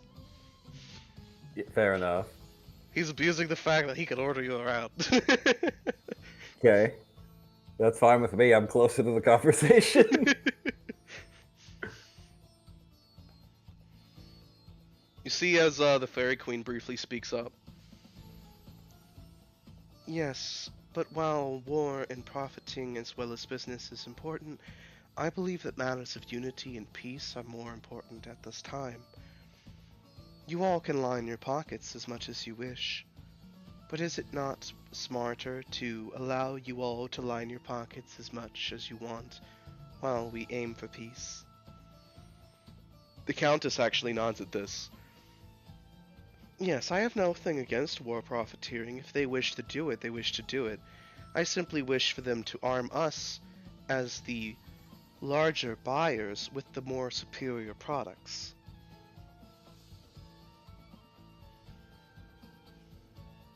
War profiteering is all well and good until you find yourself cashing in on the losing side.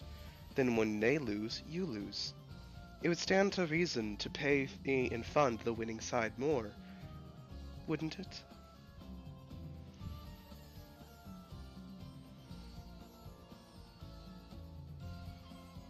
We will always remain independent, Countess. As a long-standing associate of ours, you would understand that. We have no holding allegiances to anyone except ourselves. You actually see a Sagittarius speaks up with a... She wags a finger at Ramiro and grins. Ah, but isn't that exactly what makes you so easily recognizable and loyal? You're an independent operator. You stand only to benefit yourself most out of anyone. So realistically, you can be bought and paid for. What most don't understand is that a bought and paid for man is you can keep them with a satisfying contract.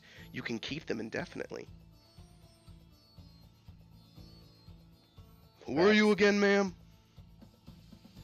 Sagittarius Hunter, 7th Saint, leader of Osiris Mirror. Ramiro actually blinks at her for a moment, as if, like, he really hadn't been looking in her direction until just now. The queen has returned. Aren't you dead, ma'am?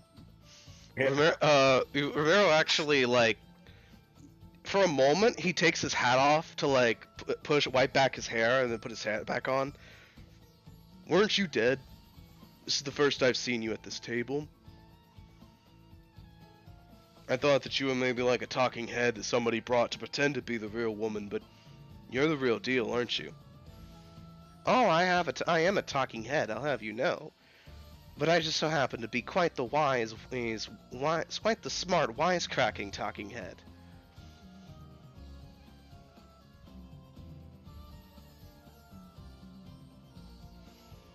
And about being dead. The rumors of my death were greatly exaggerated, I assure you. Base.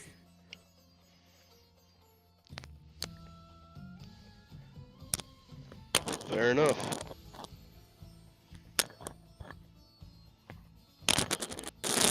So then am I in understanding that there's only a handful of positions available on the Saints Council?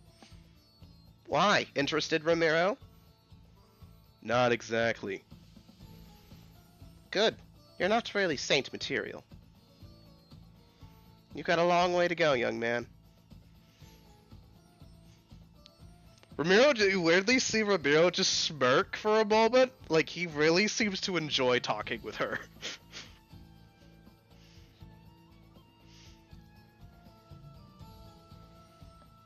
Pikachu face. Lorenzo Grazia finally speaks up.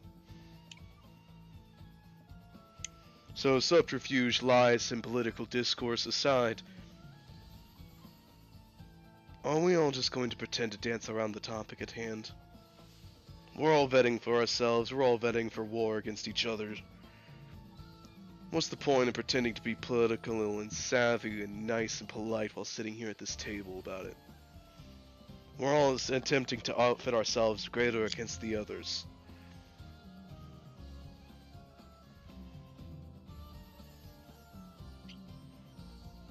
The Queen actually nods at that. That is a very just point, Lorenzo. However, as you would well do to remember, while I am here, all of you must play nicely. Right. Though I have it on good authority that we won't be having to play nicely for too much longer now, will we? That goes without saying, considering my health.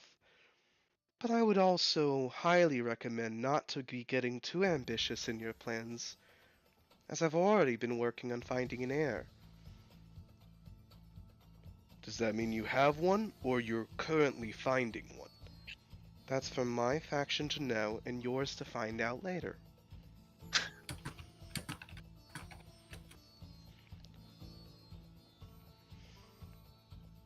Or hail Empress Gwendolyn more like. Yeah, pretty much. Well then,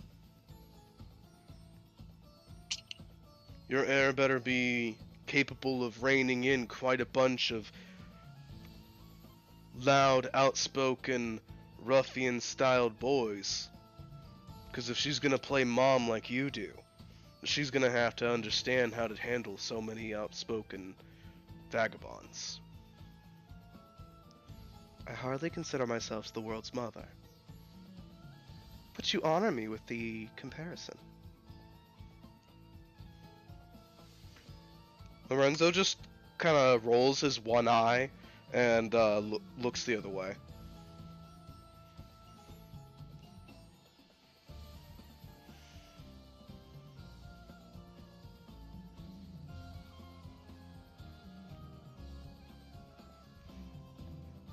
Tell me, Ramiro, was it? DeMarco? The one and only.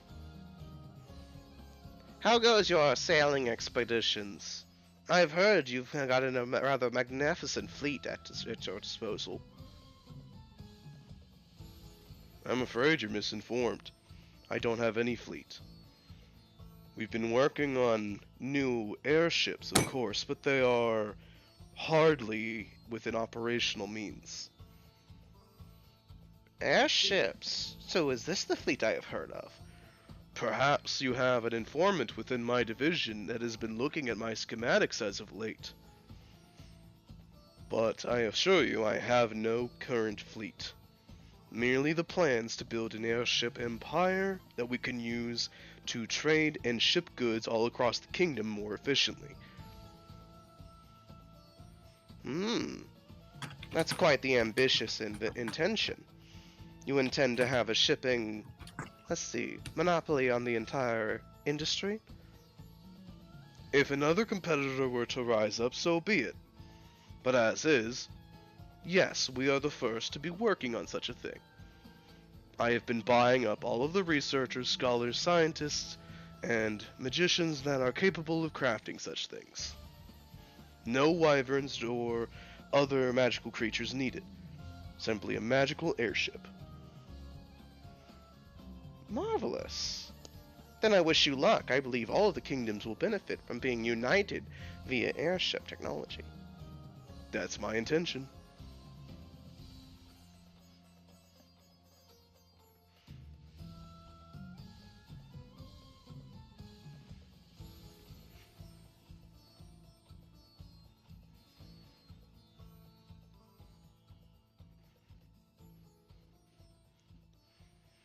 As they're sitting there for just a little longer, they seem to enjoy eating for a time before Kite looks up and raises his voice.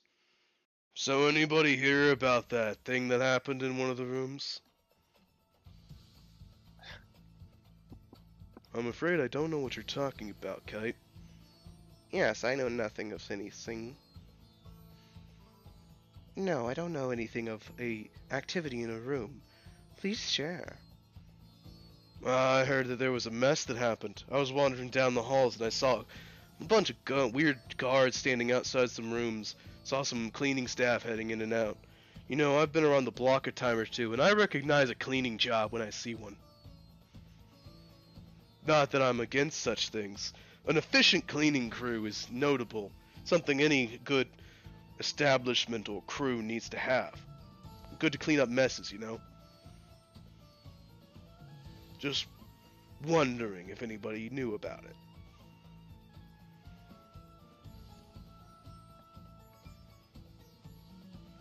Can't say I do, Kite. Yes, I know nothing of a cleaning crew. What about you, Your Majesty? You know anything about a cleaning crew in this place?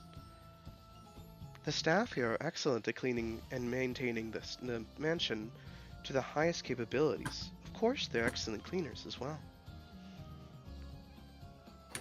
Sorry, maybe I'm being too subtle for a noble woman such as yourself. You know, the kinds of people that go into a room with dead bodies and make it not a problem anymore. You know, that stuff that you nobles really pay a lot of money for. Is this Ramiro? No, this is Kite. Holy shit, bro. Come on. He's worse than Eddie used to be. Damn. There's a reason why Kite really doesn't like you anymore, Eddie. Man, Kite's just—he's gonna get killed at this rate. He's next, dude. Kite's, see, maybe Kite's welcoming that. Maybe Kite wants someone to try something. It's like, you know, when you remember, like, how you were your younger self, like, you fucking cringe. It's like, man, what would they ever do that? Facts. Living proof right there. The queen actually shakes her head. I do not know if this establishment has a removal crew or whatever you are speaking of. Lord Orland, is there anything of such sort? Not that I'm aware of. I just run the cleanest, most efficient, safest manor in all the kingdoms. My crew are expert cleaners. Take that as you will.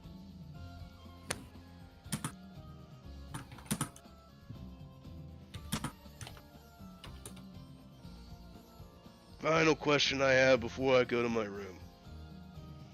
What do you do with all the blood? Jeez. He does not give a fuck.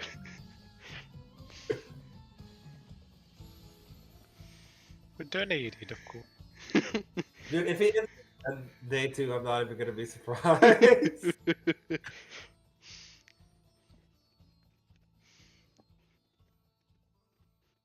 If there is an awful lot of blood that is spilled within a room, it is cleaned and cleansed appropriately. Unfortunately, accidents do happen. That's not what I'm asking, and you know it. I'm afraid if you wish to make a formal grievance, you would have to bring it up to me in private. After all, it's bad manners to discuss such things while we're having dinner. Yeah, I'm afraid I've lost my appetite. He stands up, gives a 2-fingered salute to the people at the table. Night, ma'am. Pleasure talking to you. I like the cut of your jib. Night, woman over there, and night, fairy lady. See ya. He just says that to Grazio. Ramiro, you know where to find me. Oh, and of course, good evening, Your Majesty. He does like the most half-hearted bow and just walks out of the room.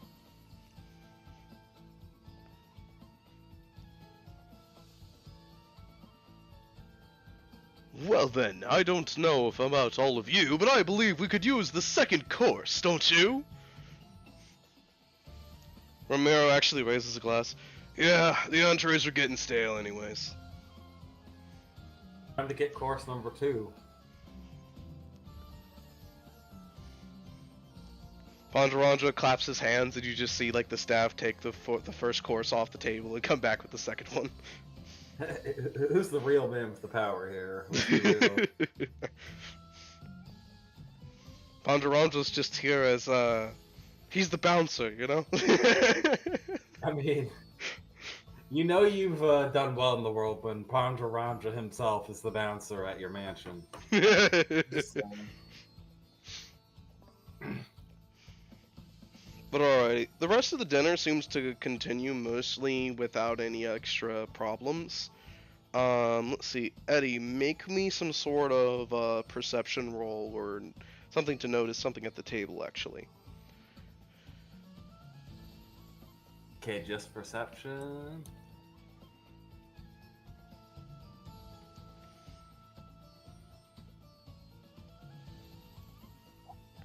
Nope. You don't see anything.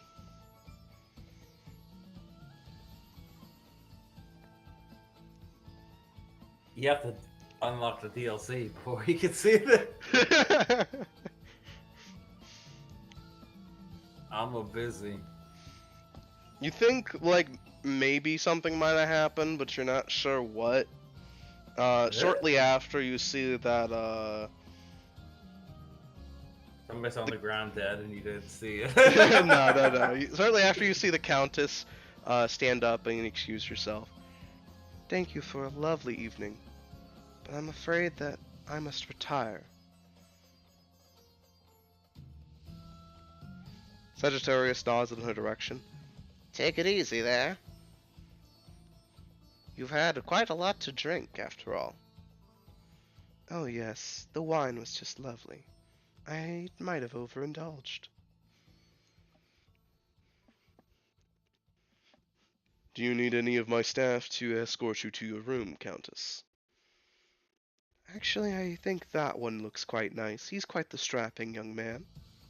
I think he'll help me out quite a lot. Yeah, so I'll get her stuff and escort her out. And she's like, no, actually, I meant Kite. No, Kite's not in the room anymore. No, I meant Kite. No, she's not.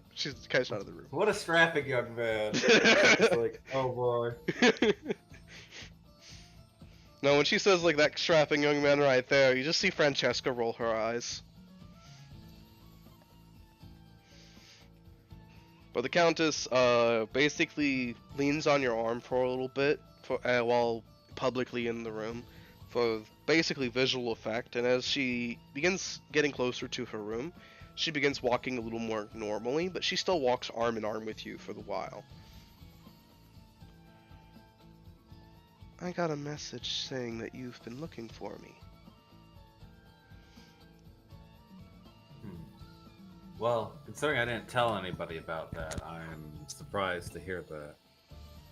Don't worry, it was simply Blanche. Did I tell Blonde? You didn't. How does he know? Blanche knows many things.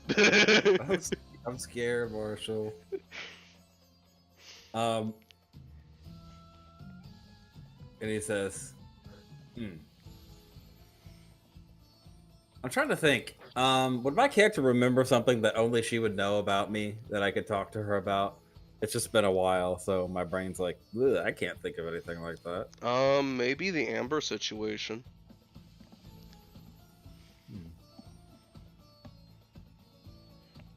How's our favorite maid doing? She's doing very well.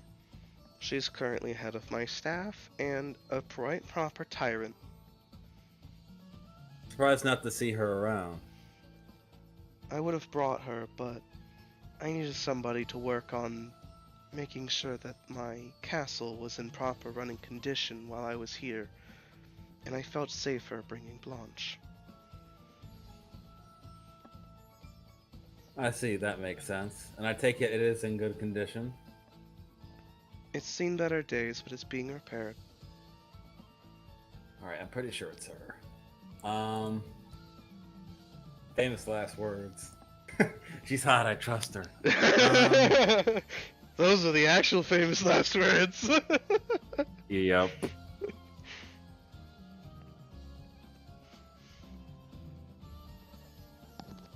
I'm trying to figure out how to break this to her.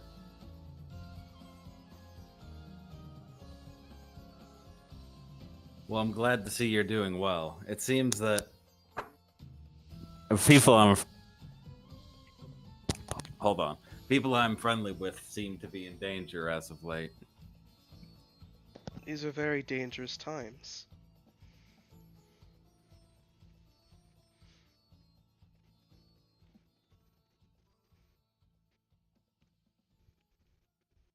I'm certain that everyone else has done this to you while you were here, but because of that very reason, I want to understand where you fall in all of this. At the moment, I am in a neutral position. For now. That's wonderful news. Eddie, just kind of sighs of relief and says, unfortunately, how do I put this? Your enemies are on the move. So I've been told. Mhm. It's good that you know, though. I was hoping to inform you to be careful.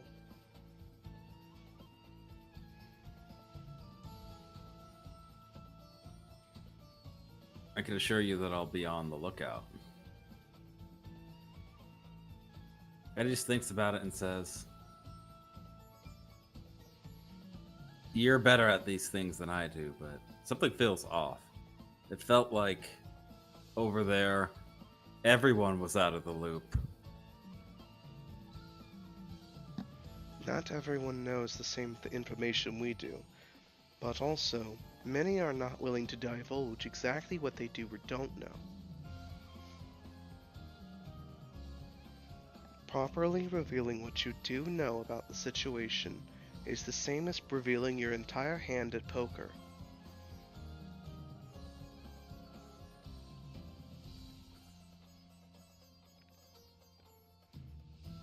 But it's simply the first dinner. We're just feeling each other out.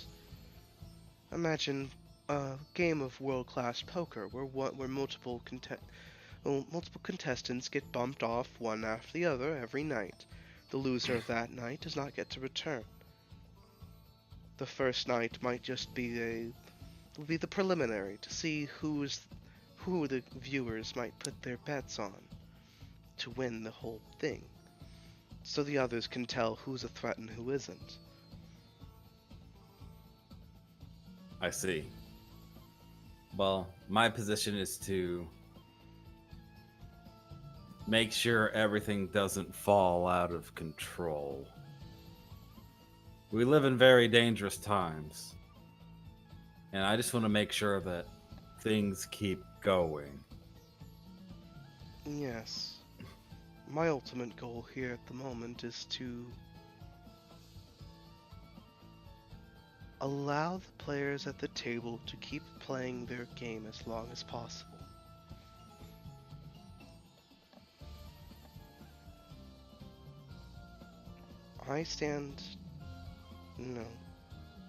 We all stand to benefit from every faction being as strong as possible.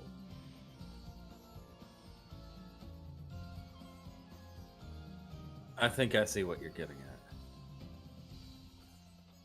Well,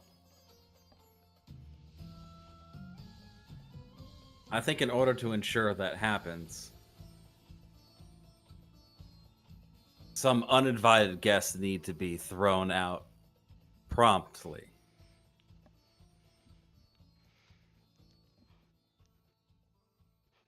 Well, there are already people that seem to have a similar mindset to that have been working on methods to do so. It seems that this kite fellow was attempting to be brazen and shocking about it to gauge our reactions. I think he understood we all were already informed, but unwilling to discuss it, lest we incriminate ourselves.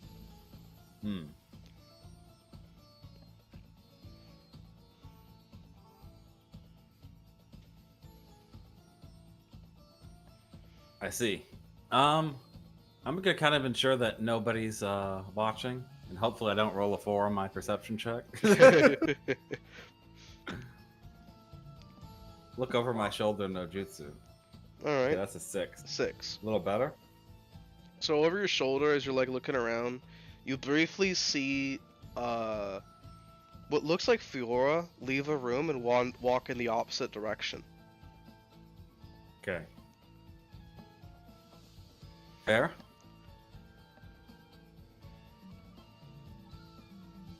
What looks like her. She's a double getter. I'm so paranoid right now. The only So I'm odd gonna thing say- is she doesn't have a sword on her hip. How is that an odd thing? She rarely wears a sword. No, now she wears a sword everywhere she goes. That is her new profile picture. That's why her new profile picture shows the sword. Naruto. If anything, it looks more akin to what her old profile picture looks like. Better profile picture. Well, I don't have time to pursue that at the moment. I'm gonna wait till she's gone and say,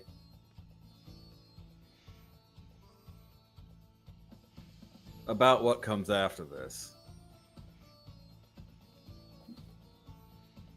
The ones that you know very well, that have been in your care from time to time,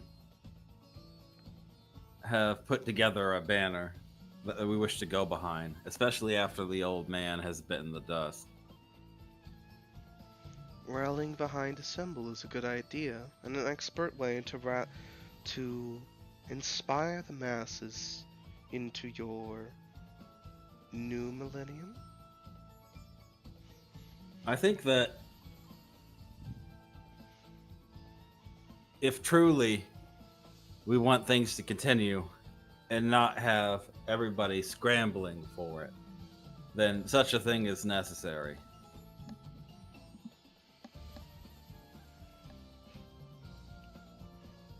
When the time comes, we shall see where I align myself.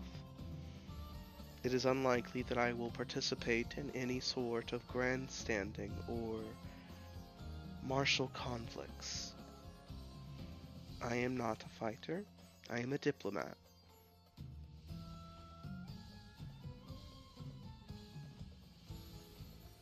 Well, in that case, I wish you the best and stay safe, all right? I intend to. I have already had a brush with death. I do not wish to share another one. I'm glad you understand that. Like, don't get killed, bitch. Watch wouldn't allow it, but you know, hopefully he's actually watching her closely now.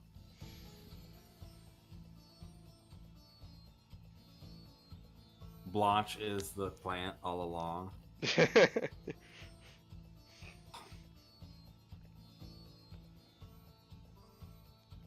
Guys, anything else I should ask her? I didn't really have that much to say, honestly. I can't think of anything. Okay.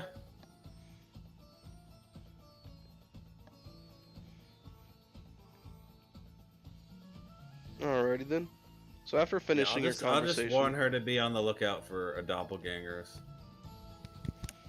upon hearing that there could be doppelgangers going around, she actually nods slowly. So then, somebody has finally decided to play the game. I just look at her confused. Let's just say somebody that I would have liked to have had in my employ has eluded me for a very long time. And they might be here. Must be quite somebody to have eluded your employ. Last time I remember, there wasn't really much choice involved. You had every choice. You simply made a sacrifice, a noble one at that, for another's sake.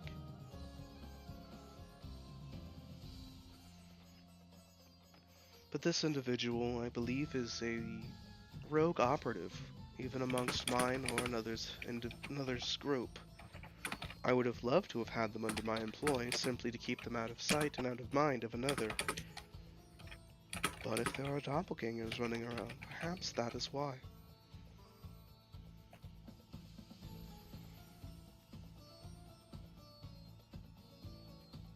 I would investigate any situation of somebody looking similar to another person that you know, but not the same.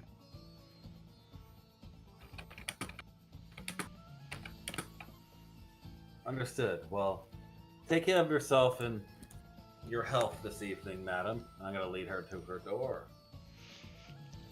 She nods, and when you arrive at her door, you see the door opens. You see Blanche on the other end of the door. He gives you one long stare down before nodding, and see the Countess actually walk over, give him a brief peck on the cheek as she walks into the room. And he unzips his pants. Just kidding. No, he just doesn't react at all. Just nods and closes the door again. Okay. Alright, well, she knows how to contact me. So, I'm gonna go with the direction where evil Fiora went. So you go over As that I way. do the cleanup work, yeah. So you go that way. Do you check the room that the Fiora came out of? I wish I could see through walls, bro. Like, That's not your That's magical not running. superpower. I spread the seeds, now read them for me, cause I cannot go further because of my affiliation. I feel like is it appropriate for me just to open random doors? Like, You are the staff. It's fine. Yeah, Yeah, you know what the hell? Let's do it. I need to clean up House this place cleaning. like in the previous. Housekeeping. As my gauntlet accidentally destroys the door, it's too strong. Well, the door hinges were a bit rusty, so I decided So I had to break them off so I could replace them. exactly. Alright, so you go in, you open the door, and inside you find, so we're actually gonna cut on this specific reveal. So as you open the door, Eddie, you find that inside the room, there is a person that you know is a royalist. They are sitting in their chair, their head is down, and they have blood all over their shirt. They look like they had a violent coughing fit and coughed to death after eating something. Oh my gosh. Oh boy. Don't get my I just need to not open doors. Really bad track record with this session. There's no one else in the room though. It just looks like this person had a bite to eat and coughed to death afterwards.